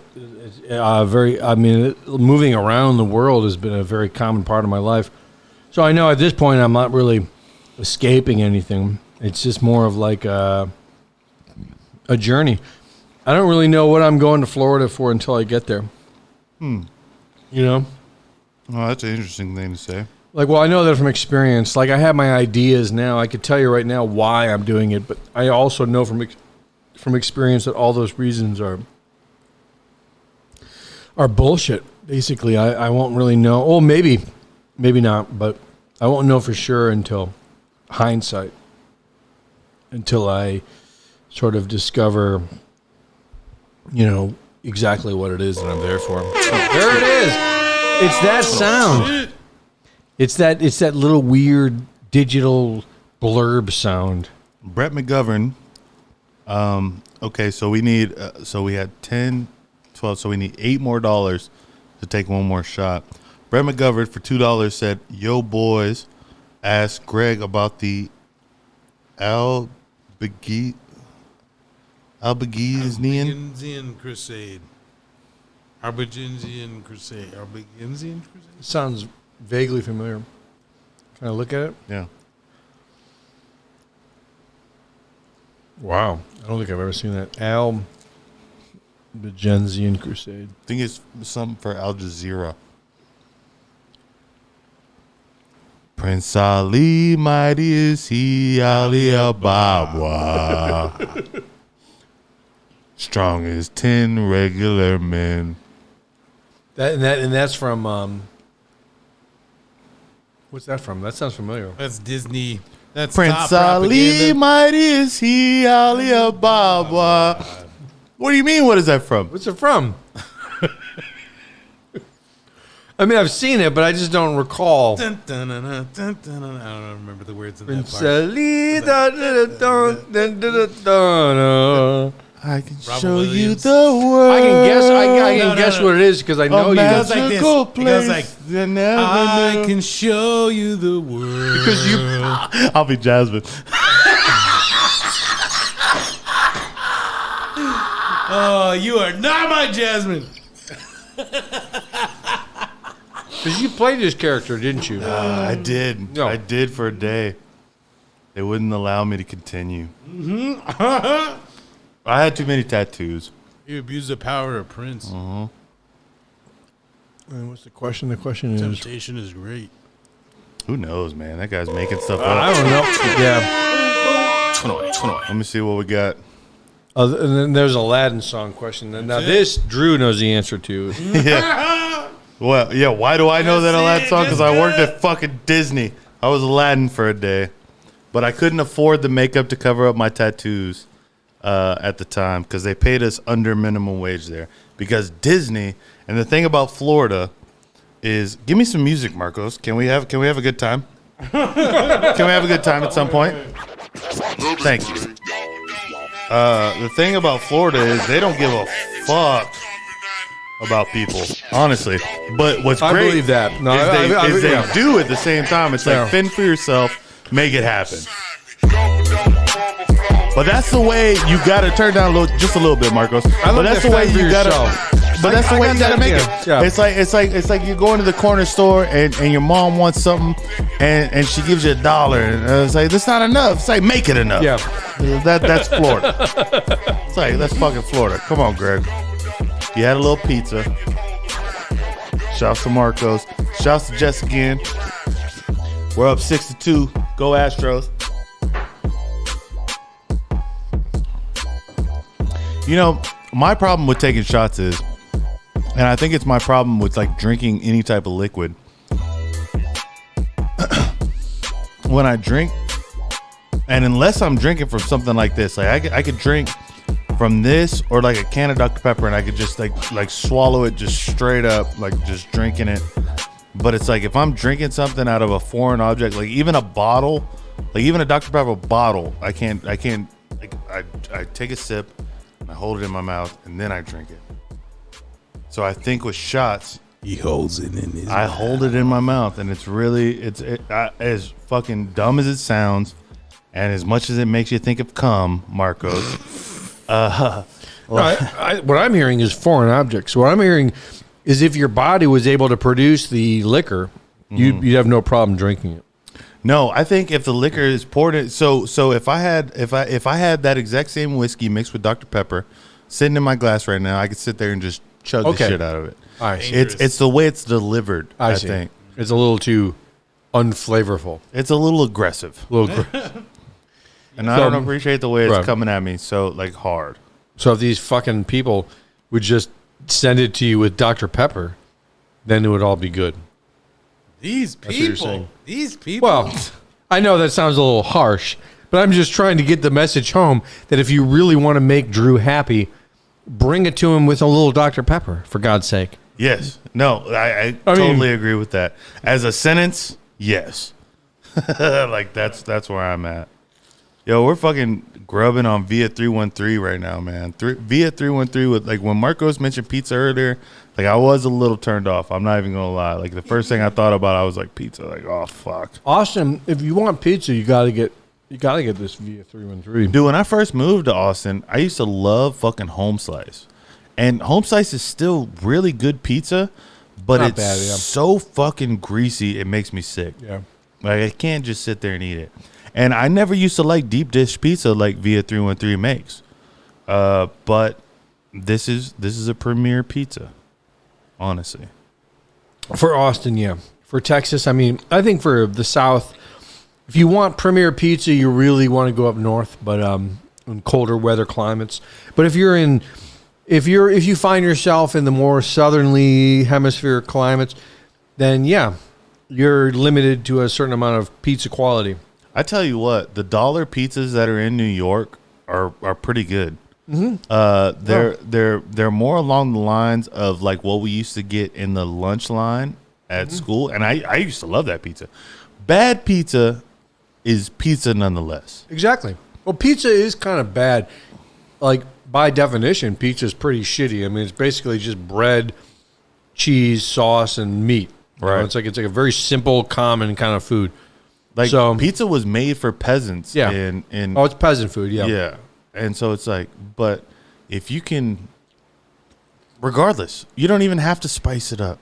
Yeah, just It's make it gonna good. be good fucking pizza. Yeah. It's gonna be fucking pizza nonetheless. The point of pizza is make it taste good once it passes past the lips. Doesn't matter how it feels beyond that. I mean, it does, but the most important part is right here in the mouth. It really is, right? I mean, we're talking about instant pleasure. We're not talking about anything that has to do with health or anything that's good for you. It's about pleasure. So It's a pleasure from things you put in your mouth. yeah, it sounds gross and gay, but it's really not. It's just pizza. You know what's funny? There's this new. I don't know if it's a trend. I only saw it through a couple of videos, but it was basically like men would go live on like their Instagram or wherever they're going live at, and this girl would go and comment on it. It's like we salute a short king, like just just like kind of giving them praise, but also being like, "You're short." Yeah. And like who salutes a short king? Nobody. No. It's not worth Unless it. it's a joke. But that's the thing. Yeah. And like these men were just like so upset with like they saw short in their in their comments. They were just, I'm not fucking short. It's like that was a trigger word for them. But trigger word. The opposite version of that, and I wish I could do this. Like I wish I had like female friends to where they knew I was joking, just so I could comment this. But they post something and it's like, it's the body positivity for me. Yeah. And it would really just like, y'all don't get it. Positivity is the key word. And that's why the Chinese are so impressive, is that they're able to be so body positive and at the same time be so short. And there's not many fat Chinese. No, there's not. Except for the sumo. Most of them are small, exactly, except Japanese. For the sumo. That's Japanese. Well, the sumos are Japanese? Yeah. The sumo is Japanese. It's Japanese culture, and the Chinese that want to be sumos are Japanese wannabes, and no one wants to be a Chinese Japanese wannabe. That's just not that's not something you want to be. Imagine if Pearl Harbor happened today. It would be a fucking clusterfuck. No one would understand what the hell is going on. Everybody's just like, what the fuck? No. What the fuck? Why is there a fire in Hawaii? What is this? Wildfires spread from California? So loud. These goddamn kamikaze pilots. Yeah. You think there's still kamikaze pilots today? Oh, for sure. Oh, for sure. You think so? Yeah. Suicide No bombers, way. dude. Suicide bombers is a modern. Well, there's gotta be way. You see, the thing is the kamikaze pilots had such a bad rap that they got to have children and grandchildren that are just chomping at the bit to like to make granddaddy's name better and everything like that. Right. They're just sick of people like tramping his name through the mud of like. It's like on Curb Your Enthusiasm when he was a kamikaze pilot but still alive. Yeah, right. It's like, you just don't get it, you know? So what did you do? You scraped the boat? You didn't go full on kamikaze. There's no way you did that. That's a good shot, Marcos. And then I'm on your ass, bitch.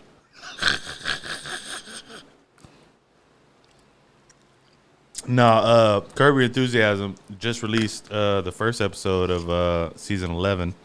I'm trying to let at least 3 episodes build up before I start watching. I think that's a great idea. Because it's like, I'm definitely going to start watching them late night.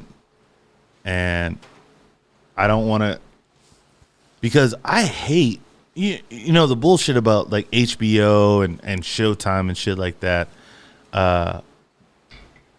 Adversely, it may be the bullshit from Netflix and Hulu is that they've spoiled us to where it's just like, we want all the shit now. Yeah. I want to be able to watch the entire thing at my leisure, and it may not even be leisurely. It may be a pain in the fucking ass to finish this, but I'm going to fucking finish it. Well, it's very predictable. It's like if you're going to give someone something that they like and they want more of,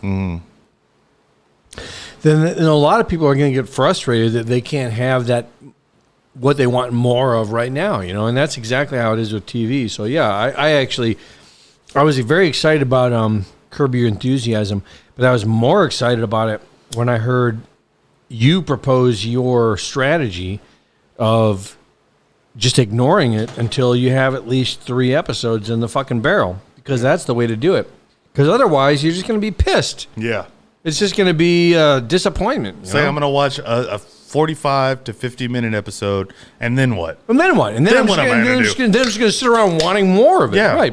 Then I have to watch stupid. old Curb Your Enthusiasm. However, I feel actually more I felt pretty good when I learned to make my own bed, but now that I've learned to like hold off on these serial television shows, I feel even more badass responsible. You know what I'm saying? For making your bed. Yes. So when you jump in it, it's just like, I'm about to watch some fucking TV. That's right. Yeah. No, that's a fucking solid ass point. I held off. I could have watched this a month ago, but no, I held off because I wanted to make sure that I had 3 episodes to binge on tonight. Yeah.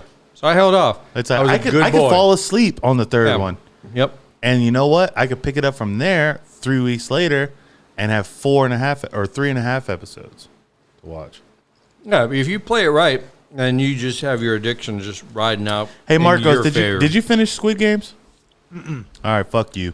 Yo, so what do you think about the ending of Squid Games? So I'm going to tell you, this is spoiler alerts.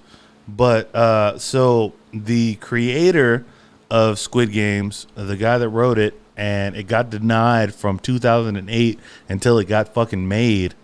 So basically, LeBron James was upset with the ending of Squid Games. Oh, I didn't hear this. Understandably, I'm a little upset with it as well.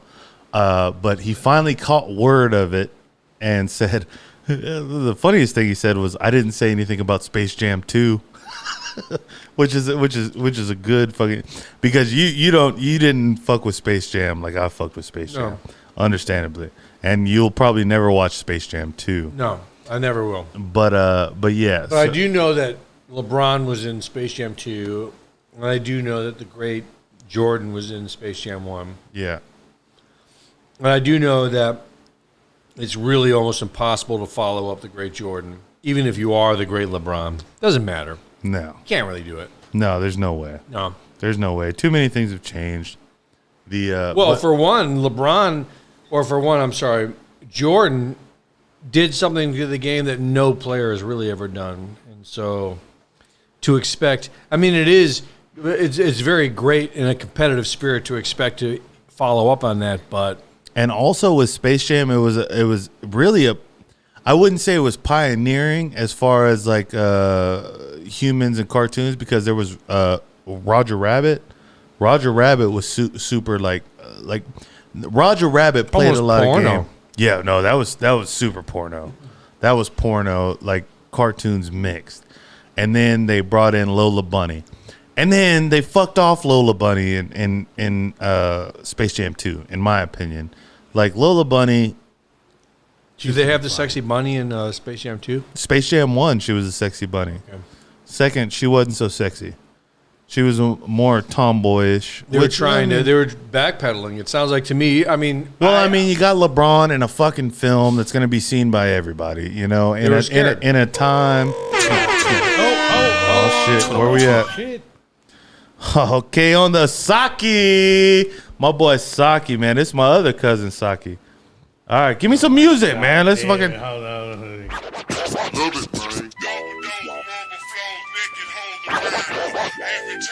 Saki says, "I know what I want." He says he wants more shots. Greg, you got one more in you. And he ain't talking sake shots. Nah, we talking this fucking whiskey. He's talking whiskey shots. I got maybe one more whiskey shot in me.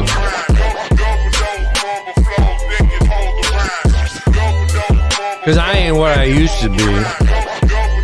That way you got a little bit. And I got one more. You got a little bit of a cold chaser. You know what I'm saying? Well, we got at least one more whiskey in me. Yo, shouts to fucking Saki on this bitch, man. Yo, shouts to Saki. Yo, Saki was on a ventilator, bro. For real? Yeah. Welcome back. Yo, Saki out here fucking getting Welcome his back, fucking Saki. his groove back, man. Hey, yo, when I first knew Saki was big as shit. Like, big as shit. Way bigger than me at the time. This motherfucker, bro, he started working out. This motherfucker was like cut than a motherfucker, bro. Talking about like maybe 180 max. And he was just like fucking swole than a bitch. Walked up on me at a Buc-ee's one time. It was just like, yo, I'm like, yo, oh shit. And it was just like, oh, it's Saki. Fucking Socknoid. Bro. And then, man, yo, I'm not gonna get too much more into it, man. Hey, shouts to fucking Saki. Saki, thank you for fucking tuning in, bro. Saki tunes into me when he's drinking pre-workout. No, I don't want that. I already know. I want that, brother. This right here. Shouts to Socknoid. Love you, brother.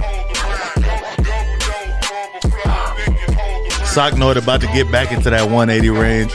Just cut his shit. Oh, god damn. Yeah. Fucking whiskey, man. Yeah. I got a basketball Jones. Yeah, Alex Jones know what it is. Hey, give me that other. Give me the 21 music. Let's see if I can do it to that. I'll be right back. All right. Nah, that's not good. It's not good. Give me the other one. Basketball Jones. Mm-mm.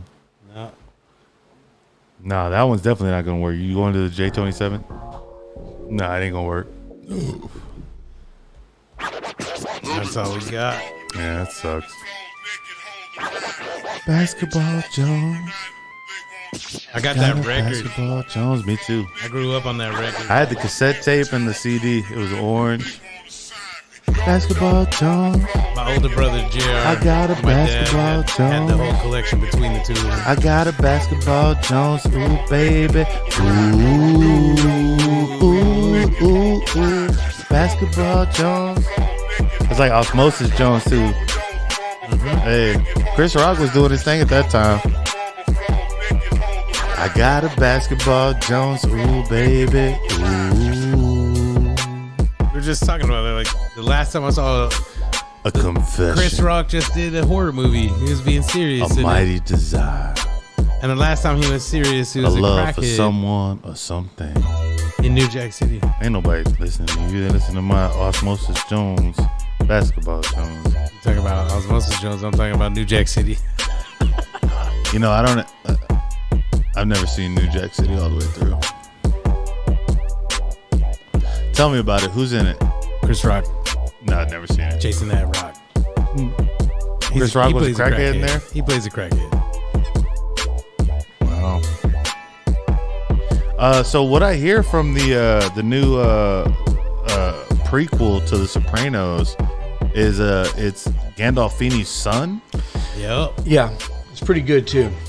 That's fucking crazy. So Yeah, he's playing a young Tony Soprano. Well, Greg was telling he's the one that told me that. Well, I saw Gandolfini's them. Excuse me. Hello, hiccups. Defeat him. Why? Defeat him. I saw the movie. I can't remember what it's called, but there it is. It sounds funny, right? Man, this is gonna have to go into. It's got to be. It's got to be. It's got to be a sequel because I was. It's a prequel. It's got to be. There it is. It's very high pitched. It's got to be a prequel because I saw the full movie, but I remember being. Oh wow. Yeah, that's I how normally look, bro. This is how I do it. Like when I get hiccups, like, and it is harder when you're trying to like make a point. Hold my breath. Holding your breath does work. and push hard. Spoon of peanut butter works. I push out hard. Nope. I take You a just big you deep just have breath. to. You literally just have to like spend some time with yourself and defeat them. It's like fuck you hiccups. Like I got this under control. I'm not worried about you. Like I'm just gonna do my own thing, and these hiccups aren't gonna define me in any way. It's literally a physical spasm in your muscles, and you can control it by contracting it. Oh really? Yes. Has Greg hiccuped since I gave him this advice? No, I haven't. No, but I told him first. I told him my method first. Yeah, Marcos. Honestly, I was in there. honestly, I fucking love you, man. Not a lot. Not a lot, but son of a bitch. I've overcome the I've overcome the hiccups. But I can't remember what I was talking about. We were talking about the prequel to Sopranos. Oh yeah, no, it was great. And the only thing I remember thinking was, if this isn't a continuation, if this isn't going to continue on, then it's bullshit. Because it was really good. It was really good. The son really pulled it off. Played the young Tony Soprano very good. I was very impressed. The whole thing was great. It was as good as The Sopranos. Just in movie form, like you would say that, like. But it was in movie form, and I remember when the movie ended, I remember thinking, I was surprised. I was like, "Whoa!" I thought this was supposed to be like a sequel. I was a little disappointed in the sense that I thought it was ending. But that's a great accolade if it actually continues on. They're gonna make a series out of it. Are they? Yeah, they're Okay, it's great. like Cool. a full on. Because it seems like it. It's good. It was basically the pilot for a whole series of this thing I was Yeah. reading, saying that they greenlit after watching the streams because it bombed at the box office. In Really? the actual theater. Oh, it was great. They It put was it in the a theater. great They movie. put it in the theater. They put it in the theater. I thought it was great. And the kid, who's Gandolfini's son in real life, plays him so good. Like, I mean, and it makes sense because he's going to have the same, sort of personality attributes as his father and stuff like that. So, and he's a good actor. So it was really good. I give it a big thumbs up. I'm looking forward to seeing more of it. I was a big fan of The Sopranos. I'd like to see more of The Sopranos was fucking awesome, man. Yeah. Minus the fact, and me as a creator, like I love Fade to Black. Like Fade to Black is my go-to, but it's honestly because it's easy. And the fact that The Sopranos like literally lived on that, and they kept it true all the way to the end. Fade to Black. For something like that, like something of such magnitude that Sopranos had, and there's an alternate ending you can go find, but The Sopranos lived not only that, but they in general they just like stuck to a formula. Like right. that was the cool thing about The Sopranos. They knew it was such a good thing that they could just do the same fucking thing every time Right. and did the same way every time. Every time. Yeah. They just had to leave it on some sort of cliffhanger. Yeah. And even at the end, I mean, no spoiler alerts. If you haven't seen fucking The Sopranos, fuck you. It fucking Yeah, I mean, ended you can't spoil nothing with The Sopranos. 05? Yeah. Like, this shit's been out. But it's like, ending it at dinner, it was like the most peaceful time for The Sopranos. Mm-hmm. And for it to end there, it was like, this is like the middle of the episode. Like, we're at peace in the middle. You know what I'm saying? Not at the end. Like, there's supposed to be something that's jumping off. Yeah. So it's like, I don't know, man. I don't know. What else? You didn't want to see him just relax? You didn't want to see him just have a meal and chill? Gandolfini? Yeah, like Tony Soprano could just finally relax and have a minute. no. How I would have be ended like, it? whatever. How I would have ended it? They would have had that meal, right?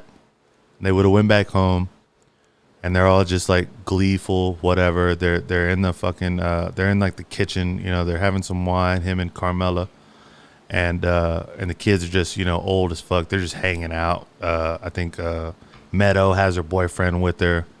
Fucking what was the son's name?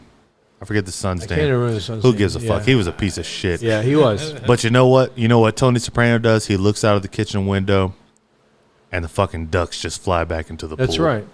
And that Yeah. is poetic. The ducks in the pool. Yep. Ducks in the fucking pool, and Tony just looks back at everybody and then fades to black. And then you know what Tony Soprano's doing?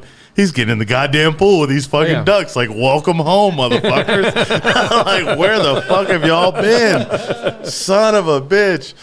Dude, when he had the fucking ducks in the pool. That's when everything made sense to him. Yeah. That's when everything was like beautiful and Right. and life made sense. That's all Tony wanted. All Tony wanted was just to have a meal with his family in peace and not get shot in the fucking diner. chill out with the ducks and like be like, shit, man, life ain't bad, man. Yeah. I think the ducks were his peace, man. Yeah.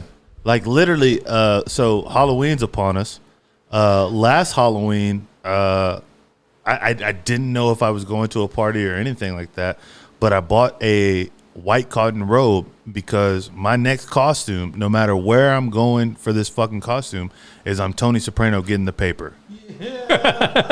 That's what I am. I'm getting a fucking white beater. I'm getting the fucking plaid boxers. I got the slides and the fucking robe. I'm Tony Soprano getting the paper. I was packing. I've been packing a lot in the past few weeks because I'm moving, and one of the things I packed is a white cotton robe that I got from Trump Hotel in D.C. I think I was with you at the time. I don't want to implicate you in any crimes or anything, but I didn't do a crime there, other than the fact that we ordered tons of food. Yeah, and so this was the last time we stayed in a hotel like together, and we had hella room service, and we ordered like all this dessert, and I fell asleep. We ordered cookies and ice cream, and I fell asleep with a bowl of ice cream on my chest with a cookie dipped in it. Yeah. and I woke up and it was still. That's it was like Cookie Crisp. American. That's the American dream. That's the American dream right there. No, it was the American dream. Honestly. Anyways, continue. This is like a theme with you in hotel rooms and food on people's chests. This is like a theme. Well, hotels are very symbolic of, Something's going on somebody's chest. That's right. Like it or not. Like it or not, I mean, full consent, of course. Yeah, I acquired it, and it was during this time I managed a Trump white robe on my chest that I ended up at home with. And I was thinking about selling on eBay as I'm moving, but I said, no, I'm going to save this for a memento. That's your memento. It's one of my mementos. So if somebody kills you and takes that robe, it's over. Fuck with. them. That's right. I mean, that's my memento. That's right, because it is my memento. It's a very memorable thing. It's too small for me to really enjoy. The Trump bathrobes are small for a full-bodied sized person. They're kind of a miniature size. All of the hotel robes. Way too small. It's like they're hobbits. They ought to be 3X, just like to cover everybody. Right. Why are you giving me a medium It's kind of bathrobe? a fuck you. Yeah. It's like, fuck you, fatso. What the fuck are you doing staying in my hotel? Well, here's an expensive bathrobe that we know you're probably going to steal, you fucking fatso. You fat fuck. It's like, oh, you want extra mashed potatoes? Yeah, I bet. You fucking fat fuck. Yo, I'm very excited to be going to an all-inclusive hotel very soon, but they're going to get tired of me quickly. It's mostly because of the bar. The bar is gonna have to give me. Well, you should document it, because you should document the moment where they decide that they've had too much, because all inclusive, that really raises the question. Like, okay, great, yeah, how much can you handle? How much can you handle, motherfucker? Because I'm here. Don't ask me. Right, I paid the price. Because I'm here to have it all. So how much can you take?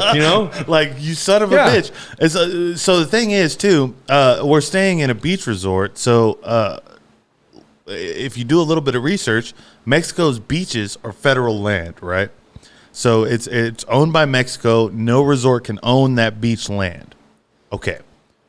In my mind, that means you cannot come out here and serve me while I'm laying in this cabana. Well, that makes perfect sense. So when I'm walking by the bar on my way out, can I have 12 cans of beer and a bottle of fucking Jack? If you can't, it sounds like they can't really even approach you and say you can't, because you're. And they also cannot call this all inclusive, right? Because I want it. I'm gonna take care of it, right? It'll be gone before I leave. If you want to include me, then you have to include this amount of beers, because Did y'all not know I was coming? Right. I fucking scheduled this in my advance. My name is on the calendar. Have y'all not watched 21 the podcast? It's like we do this. I am an alcoholic. Have you not really? Yeah, gang, motherfucker. It's like, I'm here. Welcome to the fucking party. I've also thought about the fact that they come and pick me up from the airport. I'm happy about this because it's Mexico. First off, I could get a round trip caravan from the hotel and back from the airport.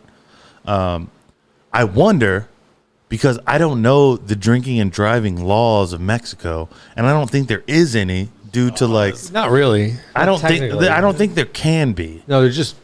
So can I ask for a bottle of rum on the way in? I would think rum, yes. I think so too. Vodka, maybe not, but vodka, rum, not. yes. Vodka, not. Rum, 100%.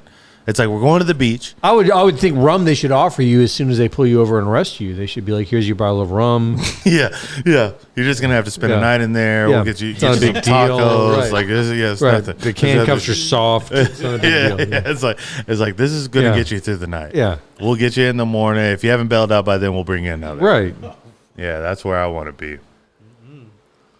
I want my toes in the water. No. Yeah. I want my toes in the water, ass in the sand. Don't care about nothing. That's not what he says. But I got a drink in my hand, and life was good today.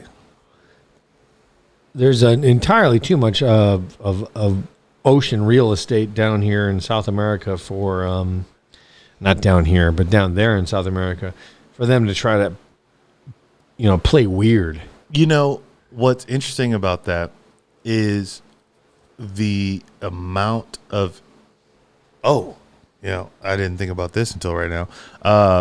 What's interesting about that is I wonder how much, because one of my closest friends' family has beachfront land in Nicaragua, and they got this in the 80s, I would assume. Back when beachfront land in Nicaragua was super cheap. Right.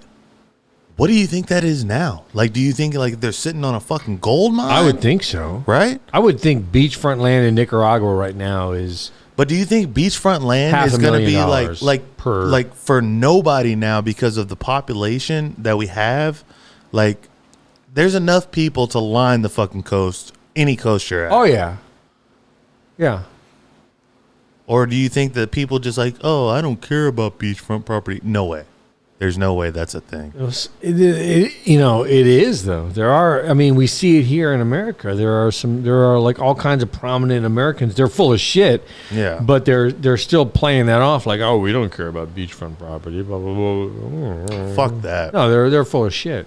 If I had, I mean, the only bad thing about beachfront property is like the thought of floods and hurricanes. Or other people. That's a good point. Putting their dirty asses on your beachfront property. You sons of bitches, right? Like you just sat your fucking dirty ass on my goddamn beach. You know how long like I've Corpus worked Christi. for this beachfront property, and now you're going to come up here and put your ass just in front of my plop view? your ass on down. Plop it. Oh shit! Alex Drones. Oh, don't forget to talk about Alec Baldwin's gun safety, which is funny. What's funny is I have to piss again, but I'm not gonna pee. You gotta go pee. No, go ahead and go pee. I was gonna talk about beachfront property. That was the whole plot of this first Superman. All right, go ahead and talk about it while I go pee, and then we're gonna talk about Alec Baldwin as soon as I get back. Yeah, sounds good. All right, beachfront property was Superman 1. He was remember Otisburg.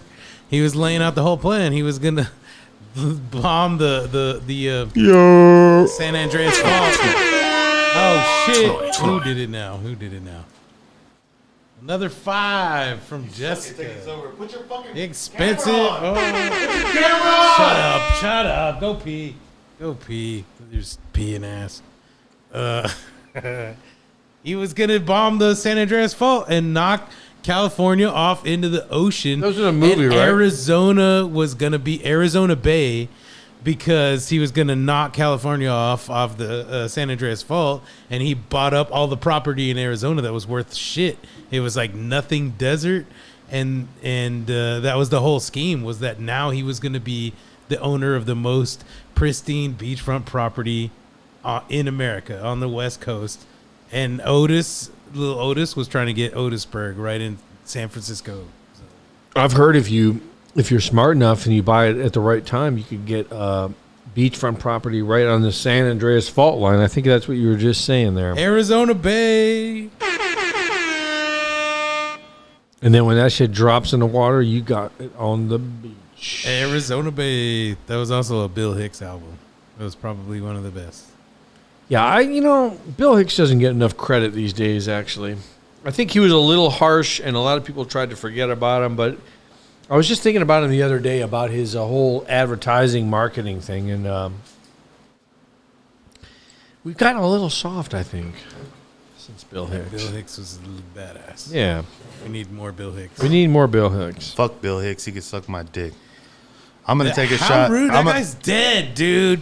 God. A lot of motherfuckers are dead. Well, he's got a point there. But I'm going to take a shot for Jess and Alex Drones right now. Greg, you don't have to take one. Would you like to take one? No, I'm good. That last one I was actually noticing. Give me some music, Marco. A little too much. Can I have a good time? No, when you're doing it by yourself. Can I have a good time? Can I have a shot? I was waiting for you to offer me a shot. How about you think about me? Oh, thank you. I'm gonna have a shot. Go ahead, Greg.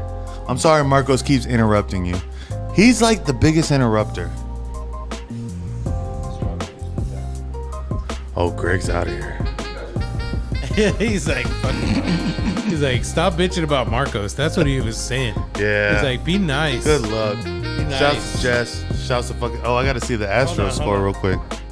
I gotta pour my.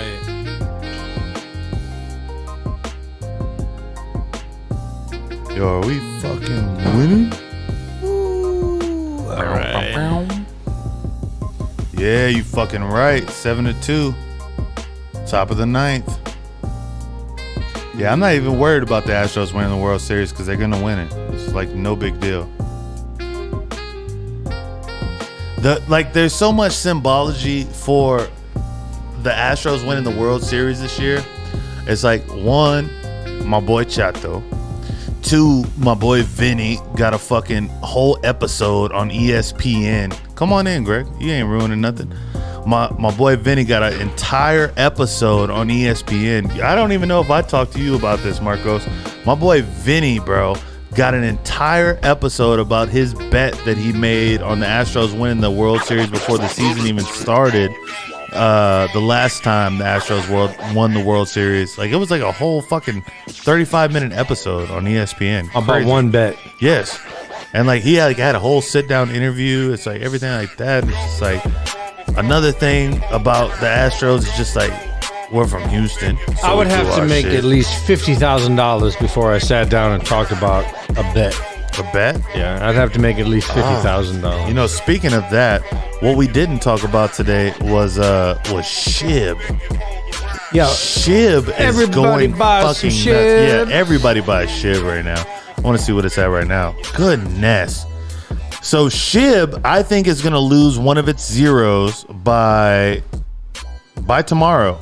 It's at 87. It's 0.0000087 right now. 4 zeros and an 8. Yeah, and then a 7. And you think it's going to drop one of those zeros? I think it's going to drop one of those zeros today, bro. So I put in $50 in the Shib. I wish I would have put more. I made a tweet this morning. It was like, it was from Wolf of Wall Street. While he's making that fucking phone call, it was like, the biggest problem you're going to have is that you didn't buy more. Yeah. And when I put in $50, I bought 3.5 million Shib. And then by the time I told Greg about it, he bought $100 and got 3.5 million Shib. Like it was like a day's difference by when we talked about it. And it's like now it's almost at 0.90, whatever the fuck it is. But they haven't listed on Robinhood yet. And like, bro, honestly, today, like I saw it going high and I said, fuck it. And I put another $50 in there just to make my shit. So I thought I was making it an even 4 million, but for some reason I have 3,999,999 point whatever the fuck. Yeah. And I'm like, fuck you, man. I just wanted 4 million of these bitches. Well, I mean, it's kind of ridiculous when you think about it. It's like we're living in an age where, like, okay, so Shib, does anyone have any fucking idea what the fuck this is? No. Nope. We're just gonna buy into it because it's gonna make us all some money, and that's this weird little time we're living in right now. But that's what's awesome is because a lot of people are starting to realize that the Federal Reserve is bullshit. No, I agree. It is awesome. It's an actual real time exercise in learning about currency, and basically currency is whatever the fuck we say it is. Mm-hmm. And so we're playing with it right now. We're just fucking with it. We're just like, all right, let's make this worth some money. Let's make this worth some money, and that's exactly what it is. And that's it's all luck of the draw. And that's actually probably one of the. I think that's actually, and I'm not just saying this from like a selfish, greedy point. I think this is one of the coolest things that's happening right now in humanity is we're playing with it and we're learning what it is, because in the end, all currency is whatever we say it is. All it is, we're like, this piece is worth so much money. Boom. Okay, you agree with that? We shake hands. Boom. As long as 2 or more people agree, then the price is set, and that's what we're learning. So we can create value. We can create wealth. Yeah. We don't have to be poor. Well, the price of shots is $20 tonight. And so I mean, you can't choose the price of shots. You have to. Well, yeah. Well, he's also drunk. Yeah, I'm taking my shot for Jess and Alex Drones right now. Golly.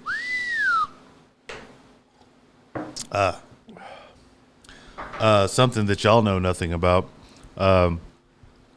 There's a meme about Drake right now that Drake's the type of guy to say it's just really lame shit, right? And it's like they just keep going with that. I can't think of any of them, but Drake has obviously seen the memes, and he was playing basketball with some of his friends on his story, and like somebody fouled him, and he was like, "Geez Louise," and then he was like, Drake's the type of guy to say "Geez Louise," and I related with that because it's like I say "Geez Louise" quite a bit. Yeah. Bro, one of the funniest things you ever said to me, bro, it was kind of eye opening for me. It was like, and as my good friend Drew would say, is goodness. So I don't even be realizing like I say this shit. I never heard that before. I've never heard the word. I think I've heard the word goodness pronounced in such a way where it was like 2 syllables, like clear 2 syllables. Goodness. But Jeez Louise is a big one. I like Jeez Louise. Yeah, I like Jeez Louise. I like hoaxy down, whatever you call that. Folksy. Folksy. I think folksy's the word. Yeah. What's something you would like to say on one of your reports, but you can't necessarily say because it would just kind of take everybody out of the report? I don't know. Cunts and cocks. Sometimes I just want to say,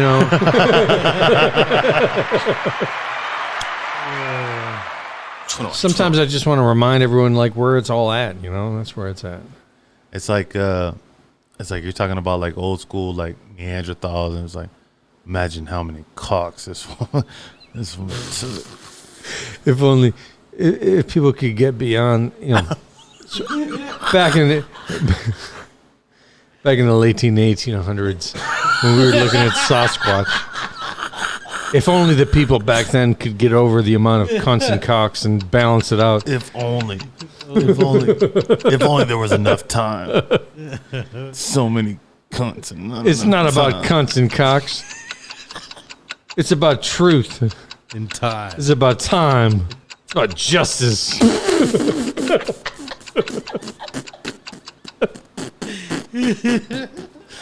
Oh man. No, there was a couple things I wrote down for this. What was it? Let's go into my handy dandy notebook here. Do y'all know where handy dandy notebook comes from? Y'all are is it actually a? Yeah, y'all are old as fuck. There's a home for that, man. handy dandy. Yeah, a handy dandy notebook. Oh my gosh. I'm not surprised. It does kind of ring pretty well together. It does. I can't believe Marcos didn't have kids at that time. Maybe I didn't write it down. With the 1800s? Yeah. The 1800s had a lot of fucking tricks up their sleeves. Yeah, like handy dandy. Yeah. Goodness. Yeah. Jeez Louise. Everything was so. There was like about a 20-year period where things were kind of nice. Yeah. And then everybody just like, you know what? Let's make this go to shit.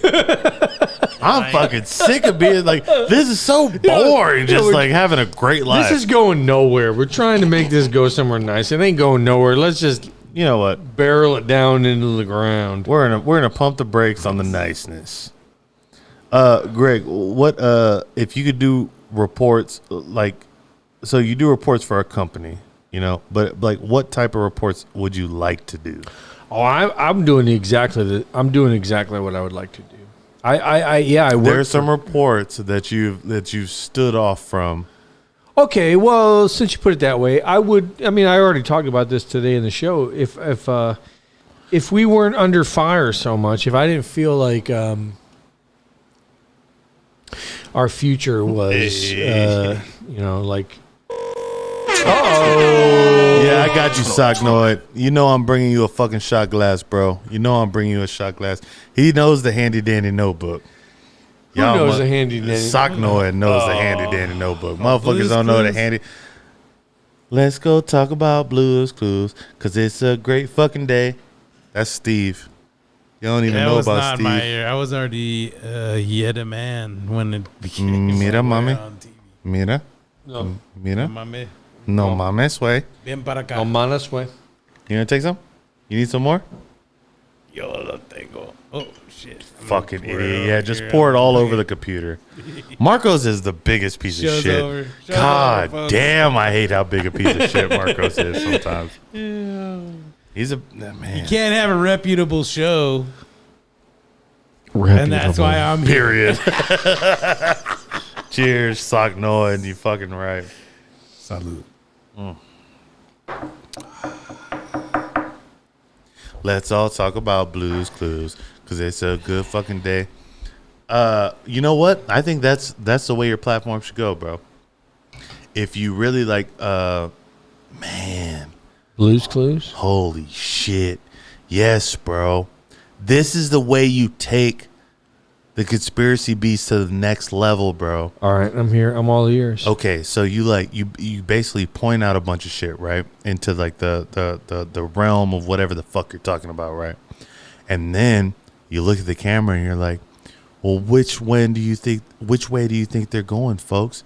Is it A, the globalists? And then you just like slow down and you like point to it.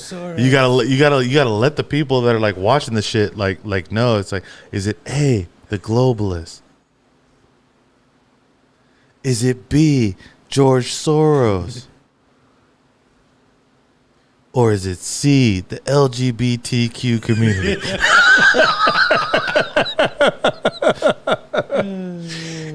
Everybody's quiet. They're just like, look at it. That's right. George Soros. Is it A, the globalists? Is it B, That's how you get people engaged. George Soros? Or is it C, Don't do it. the gays? I mean, gays is a nice word. No, you know what's It crazy means happies. is the amount of Jew jokes that are going around lately. And A lot of Jew jokes going around. I'm happy about Hey it. yo, hey yo. Because there shouldn't be. It's a little unifying for one Man, thing. yeah. Yes, canceled. yes. It's like everybody should be able to be made fun of. And it's like that's how I grew up. It's the only reason that I have the confidence to do this fucking show every day. I'm not a great person. I'm a piece of shit. Yep. But you know what? I feel great about myself. And you know why? Because I got made fun of so much growing up, and to this day I get made fun of. Yeah. And I love it. It's like No, it's true. It sharpens my comedy skills because I'm able to retort quickly. But like, if you're not being made fun of, like, are you even a human? Like, if you really, Are you even real if you're not being? I mean, do you exist if you're not being made fun of? like, you No, I gotta take agree. it to like such an extreme to where it's like, you know what? Yeah. I'm fucking tired of this shit. I mean, are you even expressing yourself? If you're not being made fun of, then what are you doing? Are you? Does anyone even know you're alive? Nobody gets Has made anyone fun even of for doing smelled nothing. your funk? Has anyone smelled your armpit odor or your body odor, your crap? I mean, what legacy are you leaving? Has Alec Baldwin pointed a gun at you? Oh my God. Has Alec, right? I mean, has Alec Baldwin expressed to you how puffy his eyes are yet, and told you how it's just a New Mexico weather and he needs to find his sacrifice because it's a war? I mean, no. He's like, honestly, I was an alcoholic until today when I pulled the trigger. Right. I stopped it all. We're living in a war right now. This is like a war. It's like World War II, and we have to make sacrifices. You know. And my eyes are puffy right now just because of the New Mexico weather. So My eyes are puffy because I'm an alcoholic. Yeah. I've realized that recently, and the glasses help. And I didn't think about that while I started the show. I mean, it's tattooed on me. This is what I fucking do. But I don't think you've seen. Have you seen the? Sometimes you double glasses. I put it in your user share today, but have you seen the Alex Baldwin? I didn't watch see it yet. No, I didn't watch it. Have you seen the Alex Baldwin video yet Alec from before the shooting? He's a All Baldwin. right, so Give him respect. I'm the only one here amongst the three that have seen the. We can watch it. We can watch it right now. I think it's exceptional. I think you have to watch can. it. It's not just it's we not should. just a dumb video. He's talking about he's describing everything that's happening as a war. And No, he's let's saying not watch it. and he's We saying won't he watch has to he's saying we all have to make sacrifices. He uses the word And sacrifice. when was this made? This was made within days before the shooting. Bro, it's super crazy It's very weird. that One, do you want that pizza? No, I'm good. Oh, you got another pizza. I have that one. I got It's more super- over here if you want. It's super crazy. No, I'm fine. Like I'm just gonna close this pizza because It's just staring at us. yeah, it's like, hey, get out of here. It's like, look at me. Well, it's super crazy because one, Alec Baldwin is super anti-gun. Yeah. And it's funny because like when it first happened, like we walked into the office and I was like, guns don't kill people, Alec Baldwin. You do. Like, and then fucking Donald Trump Jr. made like $1 million selling these fucking shirts, and now that's a problem. Really? Yeah. Well, it was literally smart. the exact fucking saying. Like it was like, yeah. But the fact that so we've learned a lot since it actually happened. And one, the fucking what did they call it? The armorer of the set was very cautious about doing her job. Well, here's the best thing. I'm gonna read it. Two, they had blank rounds and live rounds just in a mixed jar, and like you could just grab them out of there. Yeah, and according to It's this, like, what the fuck? They said there was only one live round. they're though. They saying found there The was only biggest one. the biggest thing that I think is completely fucking crazy is that Alec Baldwin said that the person that gave them the gun told them it was safe to use. so it was cold, yeah. And then he continued and shot somebody and killed somebody. And that's all you have to do is you have to have somebody hand you a gun and tell you that it's safe. So it's and okay. And then you can just kill anybody you want to. And not only did he shoot, it wasn't like someone handed him a gun and said, "Okay, action." No. Right. The people that he shot had their backs to him at the time, and they were looking. How do you know that? Because it was described in the article. I'm about to read from the article right now. According to the official story, the people that he shot at was the cinematographer and the director who were busy looking at the shots of the day. They weren't shooting a shot like we were thinking. Oh, so they weren't even. No, they were actually. He just pulled the trigger for no reason. He was behind them. I'm going to read from it in a second. The article was describing that the cinematographer and the director had their backs to Baldwin while they were hunched over looking at the screen, looking at shots that they shot earlier. While they're looking at the shots, Baldwin is practicing drawing his gun behind them while their backs are to them. And now I'll read. Baldwin removed the gun from its holster once without incident, while their backs are turned. But the second time he repeated the action, ammunition flew toward the trio around the monitor that they're watching the monitor. The projectile He whizzed. shot him?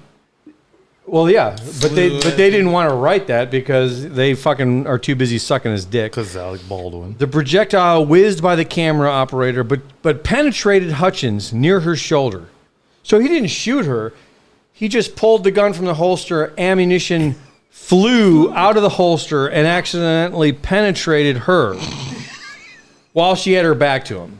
That's awful. So picture this. Her and the director are working. They're getting paid working, looking at their shots. Right. In the meanwhile, this prick is behind them, practicing pulling the gun out. Bam! I'm gonna shoot you. I'm gonna shoot you. I'm gonna shoot you. I'm gonna shoot I'm you. gonna shoot you. Yeah, right. I hate you. And then one time, Work for Hillary Clinton. the ammunition accidentally comes out of the holster with his gun Right. and flies towards the group while And they have their penetrates backs her. to him. They're not even looking at him.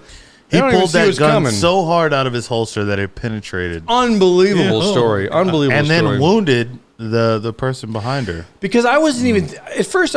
That's kind of what I was imagining No, at first until penetrated. you said. So it was rape? Yeah, it was rape. Yeah, it was rape with a lead.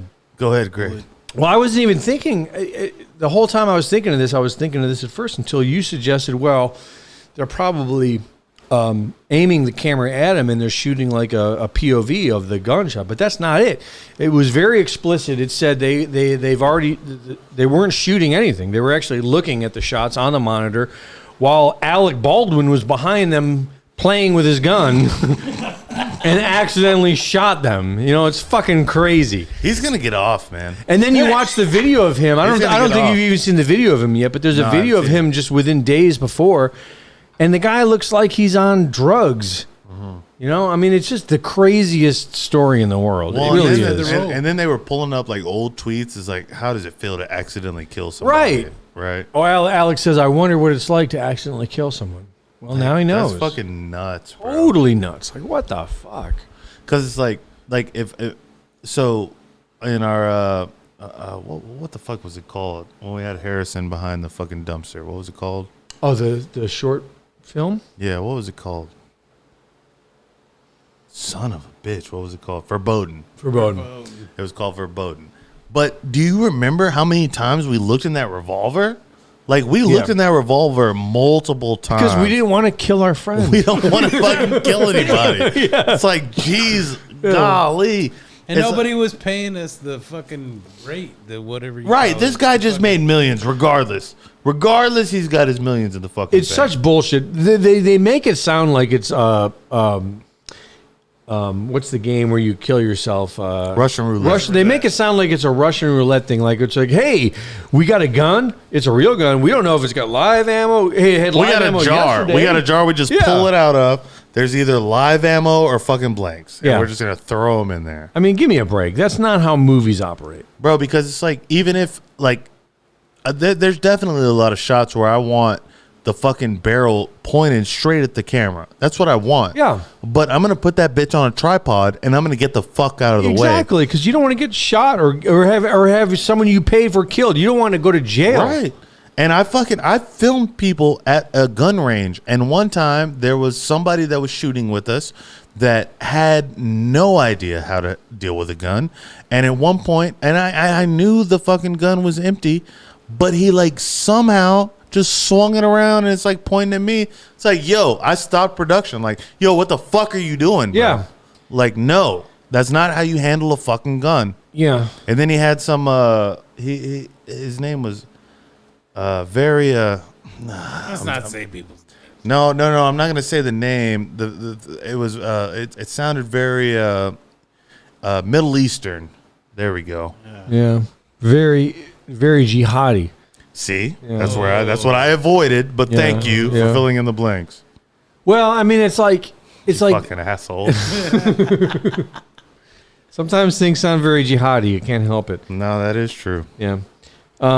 Yeah, I mean, it's like they want us to hear this story about Alec Baldwin and think, you know, what makes me crazy is some people are actually empathizing with him. Like, give me a fucking break. Like, I mean, you got to be careful with guns. You know what's can't just be you a know what else dumbass is interesting fucking about fool. Baldwin that I don't think anybody's like really mentioned is that he played Trump for however long on SNL. Well, that actually they've been harping on that quite a bit because when he was playing Trump, it was all mostly anti-gun.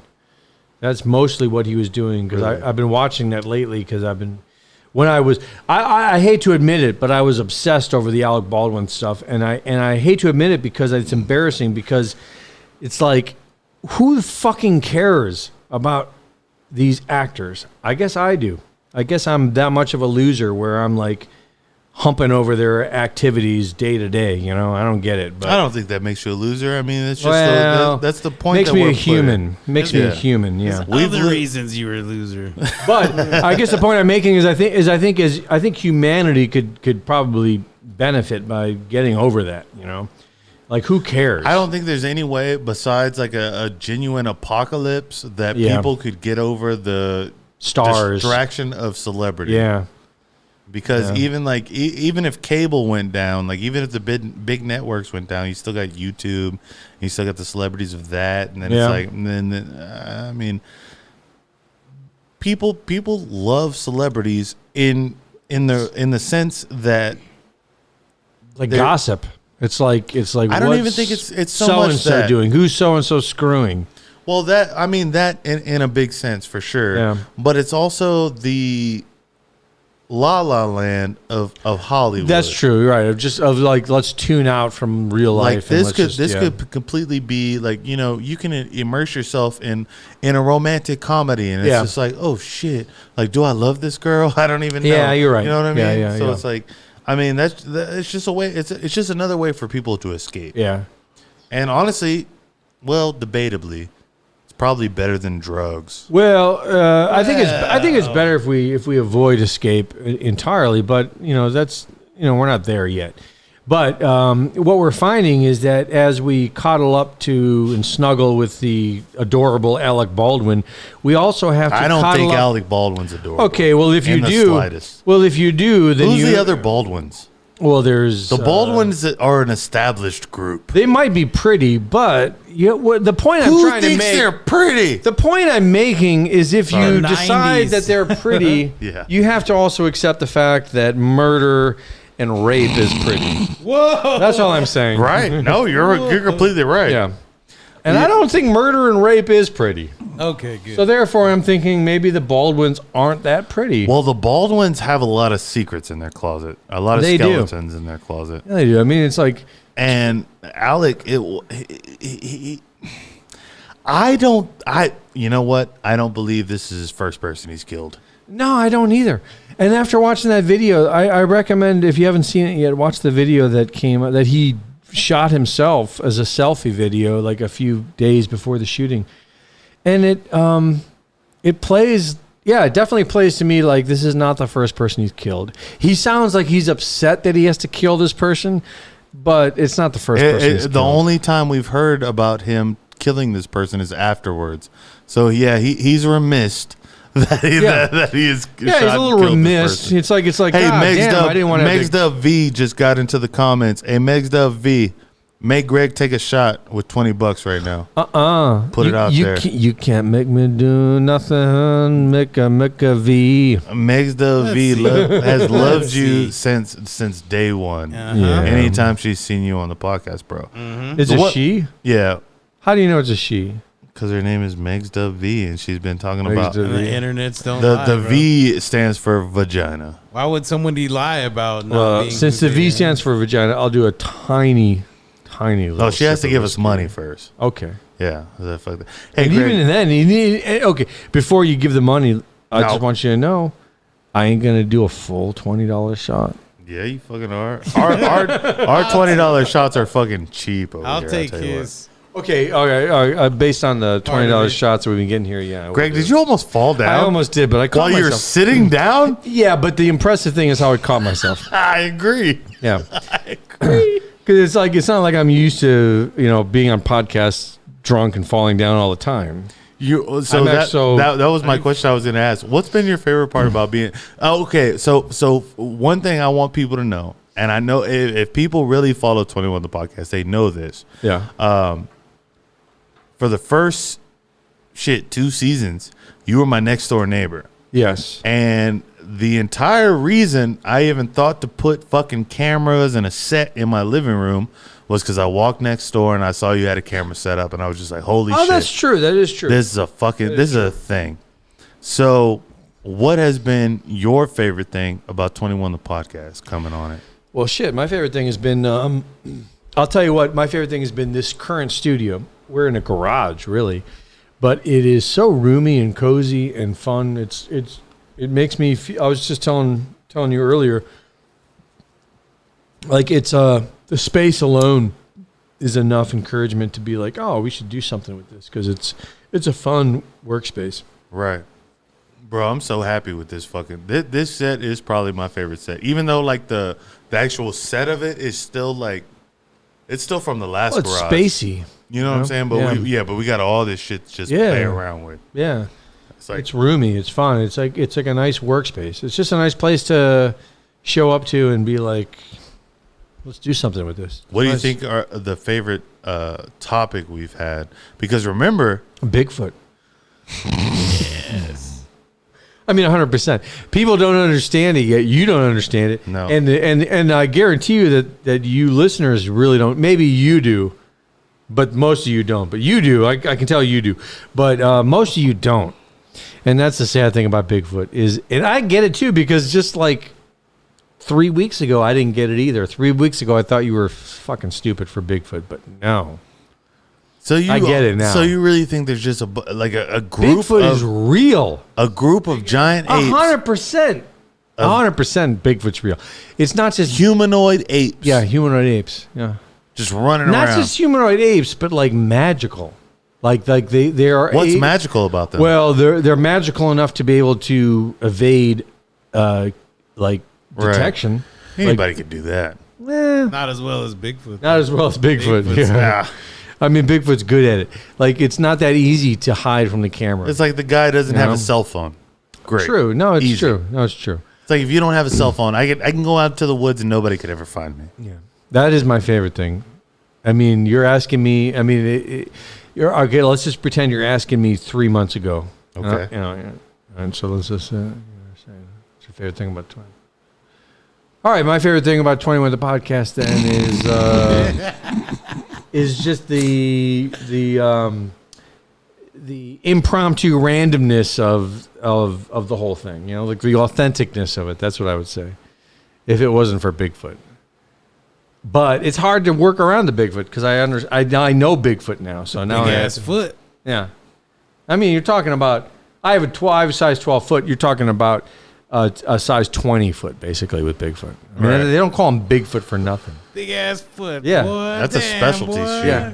If you get it made somewhere. Greg, I'll tell you what, man. I'm very. So, I thought about a little bit how I was going to say this earlier, and it's going to come out nothing how I thought earlier. You're not going to say goodbye, are you? No, I'm not going to say goodbye because I'm like I said, I'm coming to your fucking house. Journey. I'm not. There's no goodbye. There's no goodbye. But there is a little bit of there's a sense of a goodbye. Que sera, sera, perhaps. I don't know what that means. It sounds like sriracha. Every time I hear que sera, sera, what is que sera, sera? What does that come out to? I think he's got it. What will be, will be? Yeah. It basically means like we don't know what the fuck the future has. Right. It's like whatever. I agree with that, but I would never say que sera, sera. Yeah, because it's pretty gay. It's pretty French. Yeah, Agreed. Yeah, it's very French. Yeah. Very French. I would normally say I would never say it either, but I just did.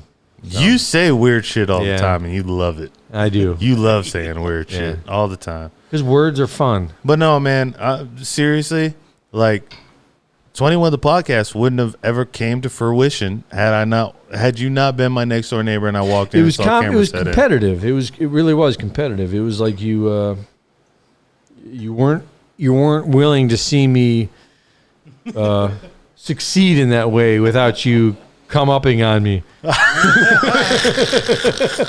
that's why we got Royce Report. Yo, that's the thing. So the entire premise of Royce Report came because you were like looking for places to move. You were like, fuck you. I literally I woke up one day like from a nap and just started like texting you how I was gonna ruin your life if you moved. Oh, that's a good point. I don't think we've talked about this yet. If anyone has watched a Royce Report, and if you haven't, you should. There's one on chickens and there's one on beef. And I think there's another one, but I can't remember it. Not yet. There's only just two. Chickens and beef. Yeah, chickens and beef. But basically, it's a total fuck you to Reese Report. Yeah. You know? Yeah. And it's a proper fuck you. Like if you want to learn how to do that in the right way, study it, watch it, learn it. Yeah. Nah, he studied you, bro. No, bro. He picked it apart. Like that was the whole thing, bro. Like I meant to save it to my phone and my favorites so I can go to like the text messages that I sent you. But it was basically like, you're gonna move to Tennessee. You're gonna get all these acres of land. I'm gonna move adjacent to you, and create the exact same thing that you're doing. However, it's gonna be way more demonic. Some people are gonna love it. So here comes Super Chicken Supreme. Yeah, man. No, bro, but seriously, man, it is gonna fucking suck not having you around here. Yeah. That's gonna fucking be. Oh, I'm leaving with a heavy sentimental heart. That's for sure. I'm not as sentimental as I used to be, but I definitely am leaving with a sentimental heart. That's for sure. That's a good way to leave. No, it's a weird time, you know, and it's like it's just a weird time. I mean, we're living in an era where. Yeah, I think I lost any type of interest in what I was saying at this point. We're living in a fucking weird time. That's all I'm saying right now. Man. Yeah, And so, like, that's all I'm doing is I'm just trying to get to a place where I can. It's funny. I don't have. Drew's been my, and I don't even think you've known it, but you've been my. What's the word?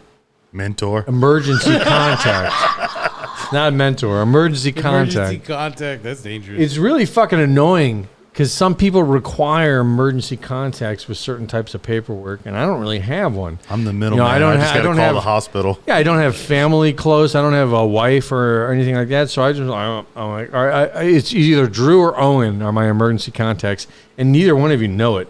I'm just like, all right, well, this one, and I'll pull up my phone and I'll get the number out and I'll put it on there and stuff like that. But yeah, it's fucking nuts, man. It is nuts, and that's what I got to find when I get to Florida. I got to find a Florida emergency contact. I got to find someone because I was telling you, my biggest fear right now is whoever kills me takes mementos. That's the thing. I don't want no one taking memento. If you're gonna kill me, just leave me be. Yeah. Don't take no mementos. That's rude. That it's very. I mean.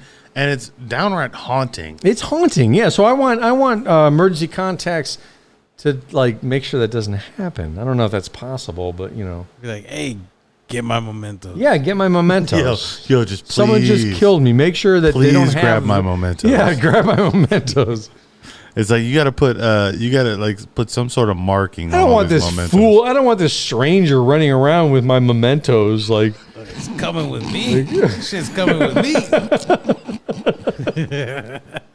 This is rude. Yo, I will say though, in retort to me being your emergency contact, bro, every time like some crazy shit has gone down at the crib, like when I call Greg, like Greg is on the fucking way. I got stung by a bee the other day. Greg was like, all right, let's kill those fuckers. Yeah. Like he was like on the way to like let's fucking down these bitches. It's fun. It's fun. I just hope that whoever I have on my emergency contact someday, when they hear that I die, the first thing they say is, where are the fuck? Where are the mementos? Where's mementos? Right. No, 100%. That's my first question. Yeah. If I hear Greg Reese died, Greg Reese, I like it. Where are his mementos? Where are the fucking mementos? I need his mementos. Because I'll tell you, I will be pissed beyond the grave if I see some fucking Yahoo running around with mementos. Not a Yahoo. No. If a Yahoo is running around with your fucking mementos, bro, I swear to God, yo, you got to talk to these apartments. So like when you sign like a rental contract, you are able to be like, yo, if I die, let these people in. Yeah. Those are the people you got to like. That's right. Yeah, like fuck emergency contacts and everything like that. Like because honestly, if somebody has to get in touch with my emergency contact, I'm already gone. Yeah. I'm gone. Yeah, I mean my emergency contact is basically my memento right there. Right. So if someone's running around my emergency contact, they basically got my memento and it's game over. They have already fucked me. You know? It's the ultimate fuck you. Yeah. I mean, you know, that's the ultimate memento right there. So it's like, forget it. All right, let's just say I have you've signed over all your mementos to me. Yeah. What would you like me to do with them? Oh, at least not let the guy who kills me like parade around the world with him. I know that. That's really obvious. it. That's really it. That's really all that matters. So I can philander with your mementos as much as possible. You can do whatever you want with them. Okay. So long as they're not just being paraded around by some stranger. You know. Yeah. Yeah. You can capitalize them all you want. You can make cartoons out of each one. And I think there's actually quite a bit of value in there, if you care to do that. But it doesn't matter. No, we're getting down to the heart of it. That's yeah, what I want to hear. we're getting down to the heart of it. Yeah. You want a cartoon character out of each memento. I don't really want that. If that's what you want, then that's fine. I just want him to be left alone and respected, you know, by strangers. That's all. It's just a thing about strangers and mementos. I think is all I. Greg, I'm a little remiss because I did order you a T-shirt, and I thought it would get here in time because I know you were making a move, and I wanted it to be easier for you to make friends So I got a shirt that says "I am Greg Reese" on it. And so I figured like you'd get that out of the way, and they're like, "Oh well, hey, I'm such and such." So it's like, "I'm Greg Reese." Really? Yeah, no, there's an actual shirt. It's on the way. I guess I'm probably gonna have to send it to you. On the back it says RoyceReport.com. It's like totally fucking you over, but it's. But no, I do have a shirt coming that says "I am Greg Reese." I'm Greg Reese. It'll be totally easy for you to make friends. It's like you don't even have to say that. It sounds so crazy. It's just like, yo, people are gonna fucking love you for it, man. Hi, I'm Greg Reese. Oh shit! Layla Black been reading Bryce Taylor's book. Y'all think they got clones now or what? Need to know. Yeah, Bryce Taylor is the one of the mind control MK Ultra slaves. Give us some music, Marcos, on some MK Ultra slaves. Oh wait, hold on. This is the last one. This is the last half shot for Greg Reese. All right, give us that. Give us that MK Ultra. Yeah, give us the MK Ultra, the whole spiel, Greg. Yeah. Turn up the music a Mind little bit. control. Bryce Taylor. Just like Kathy O'Brien. Another MK Ultra slave. Oh, it makes me gross. I want to throw up. It's true. You read enough about them. It's so super gross. Ugh. They made to rape and pillage. They didn't do nothing. I never read no Bryce Taylor book, but I read the Kathy O'Brien. That Kathy O'Brien book made me want to throw up. I never read Kathy O'Brien, but I read an Action Bronson book. I know a bit about Bryce Taylor. Hey, It Greg. ain't no good. Greg, I love you, brother. I love I'm you sorry too. you're fucking leaving, man. But I'm glad you're leaving. I'm sick of it. What was the question she had, though, about Bryce Taylor? Specifically, She said, how? reptilians? She said, what way would you fuck Bryce Taylor? I don't want to. Missionary. One, missionary. 2, scissor. 3, Mind fuck. from the back. I know you're making that shit up. But if you weren't, I would say that I would scissor her because I would be a tranny girl. Tranny girl.